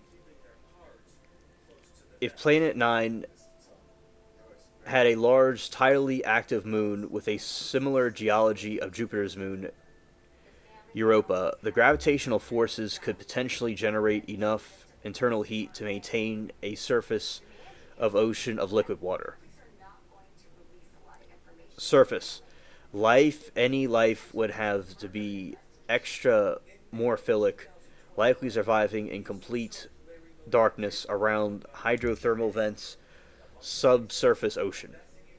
No human colonization. Oh, interesting, Anna. It's really Planet 10. It's technically Planet 10, Planet X. But they call it Planet 9. Like, that's what we always called it. Planet 10, Planet X, Nibiru. That's what it is. No human colonization. Even under the scenario, the surface of such a moon would remain too cold and dark for human colonization.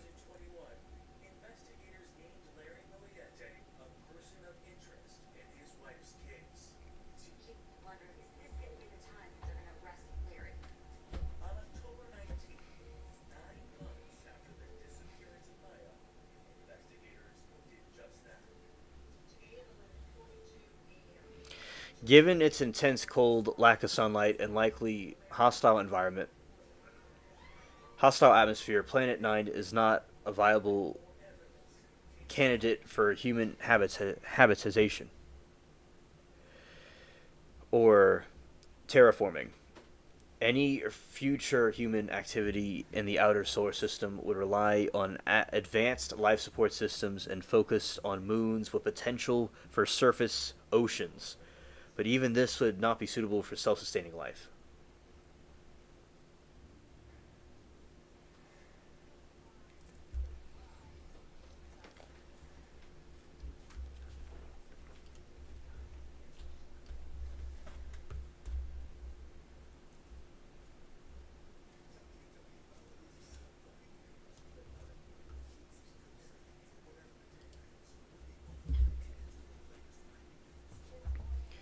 Yes, humans could explore hypothetical Planet 9 remotely using robotic probe. Oh, it's okay, Anna. Just know that somebody in the United States had one of the was infected with the larva, but they're being treated, and it's causing food prices and beef and stuff to go up in our country because it's kind of rising again in South America. It was called the screwworm, Anna. I'm sure you may have heard of it. It was in Florida at one time. Buy a suitcase that has multiple DNA. It could hold items needed. Oh, okay. Yes, humans could explore the hypothetical planet remotely. In fact, this is one of the feasible ways to gather detailed information about the search a distant and inhospitable world. However, mounting a mission would be a significant challenge requiring advanced technology and decades of travel time.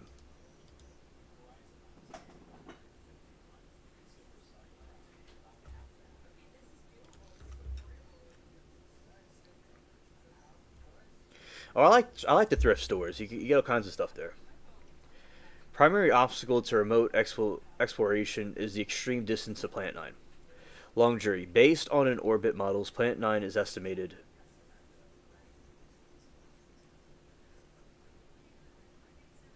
It's the New World Screwworm.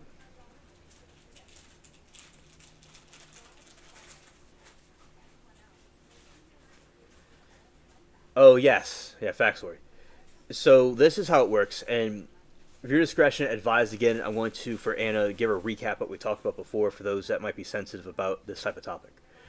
So with the it can get into it's not in it only affects living things. So if it was in a meat, it wouldn't necessarily like I wouldn't want to eat something like that. Don't eat something like that, but it would affects a living organism more. No, it's not like something in meat.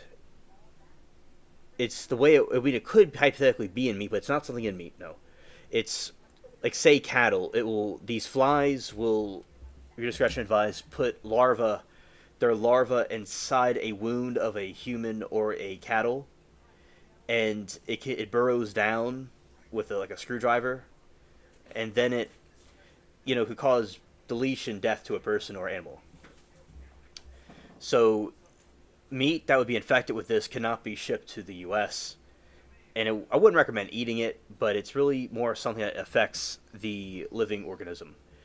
And they were eradicated in Florida and nationwide in the 50s and 60s, and it came back in Florida in 2016. Then it was eradicated in 2017. It's possible they may be coming back up from South America to up north, and they're getting ready to get rid of it again because it will be a problem where they have to get sterilized male flies to breed with them, and then it'll eradicate them. It was something from the islands as the tropical Caribbean, like where the pirates were, but it didn't really bother pirates. I read it was a threat. It was a threat to the people in isolated areas, like inside the jungles, and it was first discovered on Devil's Island. And it was a problem in the 1800s. It wasn't a problem in the pirate era. It was a problem when they had lots of cattle, and they eventually eradicated it. But parts of them are in South America. Another reason why it's brought up, it's affecting meat. It's causing prices of meat to go up, in beef. That's a big problem. And a lot of our trades are with South America with meat, not from our own country. So yeah, it'll cause meat to go up. So that's like what we talked about earlier. Then we went down a rabbit hole, a bunch of evil demonic bugs that hurt people and animals that we need to stay away from. Right, we can't let it spread. Yeah, exactly. Anyone heard of Body Farm fascinating stuff? I've never heard of that.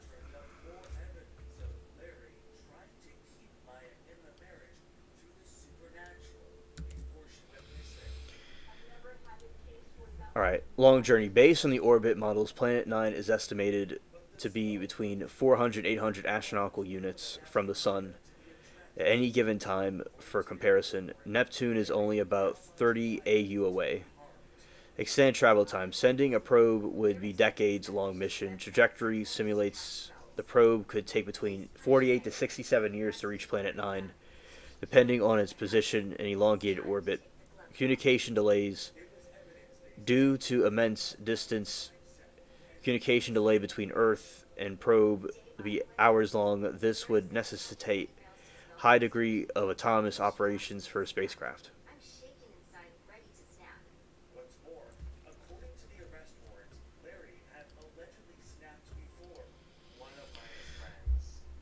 All right.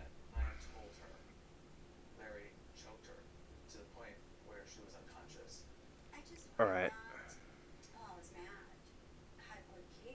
Required technologies. Advanced propulsion. Standard chemical rockets are insufficient for such a long journey. The probe would likely need a solar sail for a powered slingshot or nuclear propulsion system to accelerate to the necessary speeds in radioisotope power.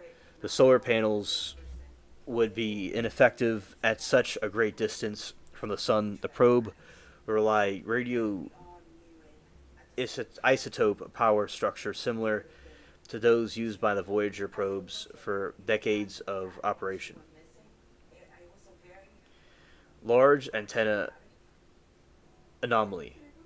A large antenna would be necessary to receive and transmit faint signals over the vast distance. The probe would need advanced on the board AI to make independently give multi-hour road trip communication delays.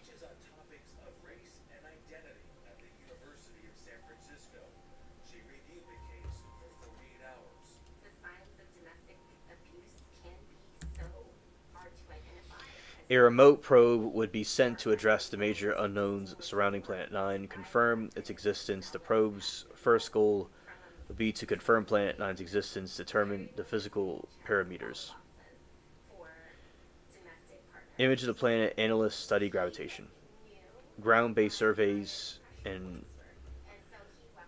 archival data.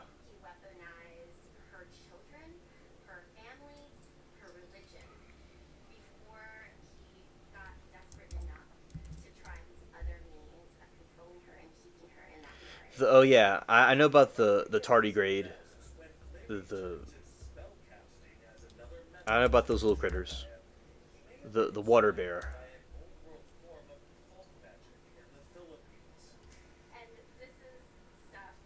Yeah, Lori, I know about those critters, the microorganisms.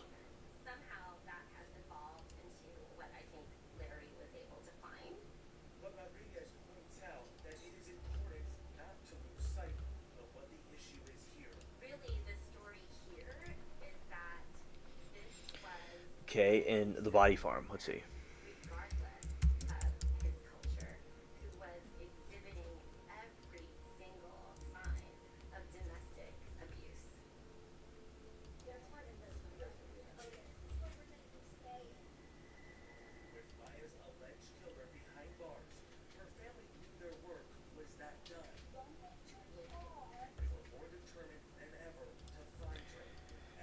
Specialists on trial does study bones in cases of dismemberment of fire. They go farms as students.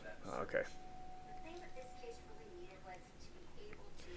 A body farm is a popular term for the forensic anthropology research facility where the scientific study of human decomposition is conducted. These secure outdoor laboratories use donated cadavers to understand the process. Miranda said, "Hey, I'm uploading a video now, but I've been here and I wanted to let you know thank you for the friendship and your kindness, and you've been doing a really good job tonight." Oh, thank you, Miranda. I appreciate the friendship that we have so much. Thank you for the compliment. Just wanted to let you know I'm going to upload the pool video looking for those circles. So keep an eye, and thank you so much for everything you've done. You're such an amazing friend. Thank you. It was my pleasure, Miranda. You're very welcome. And Liberty said, "I've heard of those. I'd hate to stumble upon one." Oh, yes. Yes, Liberty. Right. Shout out to little kitty cat. Well, Bubbles is by me. Right. Origin. The concept originated with Dr. William M. Bass, a forensic anthropologist who founded the first facility in 1971 at the University of Tennessee in Knoxville, known as the Anthropological Research Facility. Research the primary purpose, the study of tamphemy, or the post-mortem fate of human remains by observing how bodies decompose under different circumstances. Well, thank you, Lori, so much. I appreciate that. Research. The primary purpose of the study of tamphemy is post-mortem fate of the human remains by observing how bodies decompose under different circumstances. Researchers can answer crucial forensic questions such as times since deletion, estimate the post-mortem interval by observing the stage of decomposition, including insect activity, environmental effects, document how variables like sun shade and water burial depth and clothing affect decay rates. Scavenging. Observe the effects of the animal insect scavengers, such as coyotes, buzzards, on the scattered remains.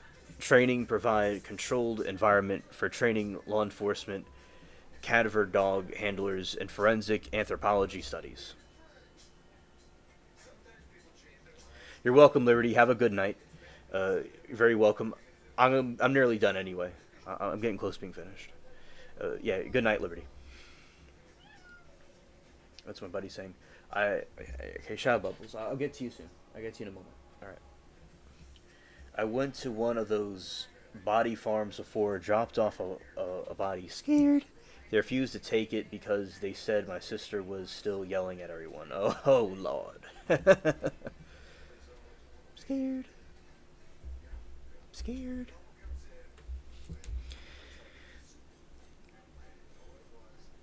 Let's see.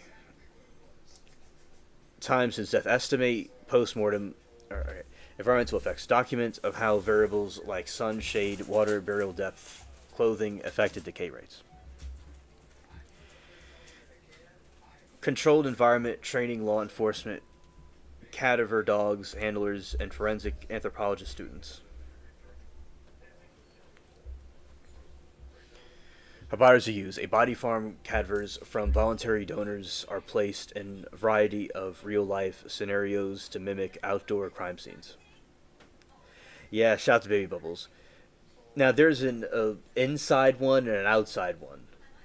He has a twin outside. They uh, Pootsy. Placement. Bodies may be buried in shallow graves, left in the open, submerged in water, or placed inside vehicles. Documentation. Researchers meticulously documented the decomposition process with notes, measurements, and photographs. After the soft tissues had decomposed, the skeleton is recovered for study. Skeletal collection. The clean skeletal remains are added to collection for additional research on the age, sex, and ancestry of individual characteristics.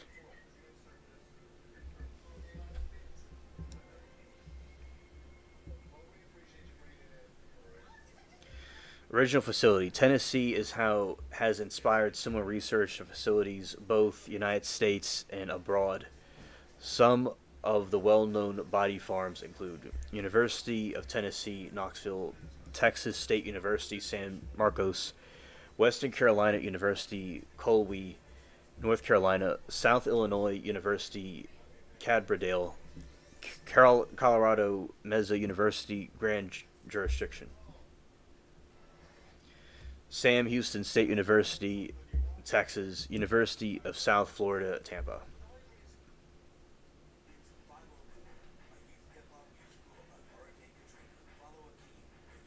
Yeah, meow. Yeah.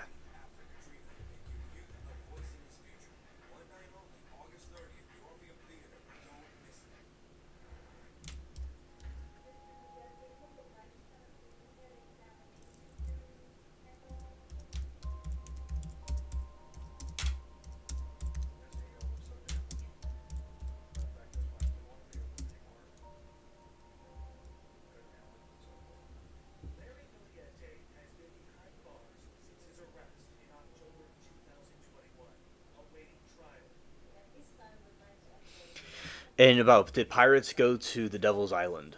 No, pirates did not go to Devil's Island in Guyana. The infamous island was used by France as a penal colony from 1852 to 1953. After the golden age of piracy had ended, it was a place for political prisoners and hardened criminals, not a pirate haven. A French penal colony was the smallest of the islands, made up the Salvation Islands. A horrific prison interpenal system was notorious for harsh treatment of inmates, brutal conditions, and very high mortality rate due to tropical disease and violence reserved for political prisoners. While the surrounding islands housed other criminals, Devil's Island itself was primarily used for political prisoners. Famous or Captain Alfred Dreyfus. Yes, on here we do learning, and also I do games, and I react to different like the Depp trial recently, and I talk about trials. Yes, it's certainly the learning channel indeed. Yes, and also I do the game sometimes too. Yes, so to summarize it in layman's terms, yes, it would be the learning channel. Oh yeah, trying to finish or the Wendy Adelson testimony. Oh yeah, I saw that today live. Yeah. While the Devil's Island was not a pirate destination, piracy did exist elsewhere in different times. In the Deal Island, formerly known as the Devil's Island in Maryland, which served as a haven for pirates during the 18th centuries.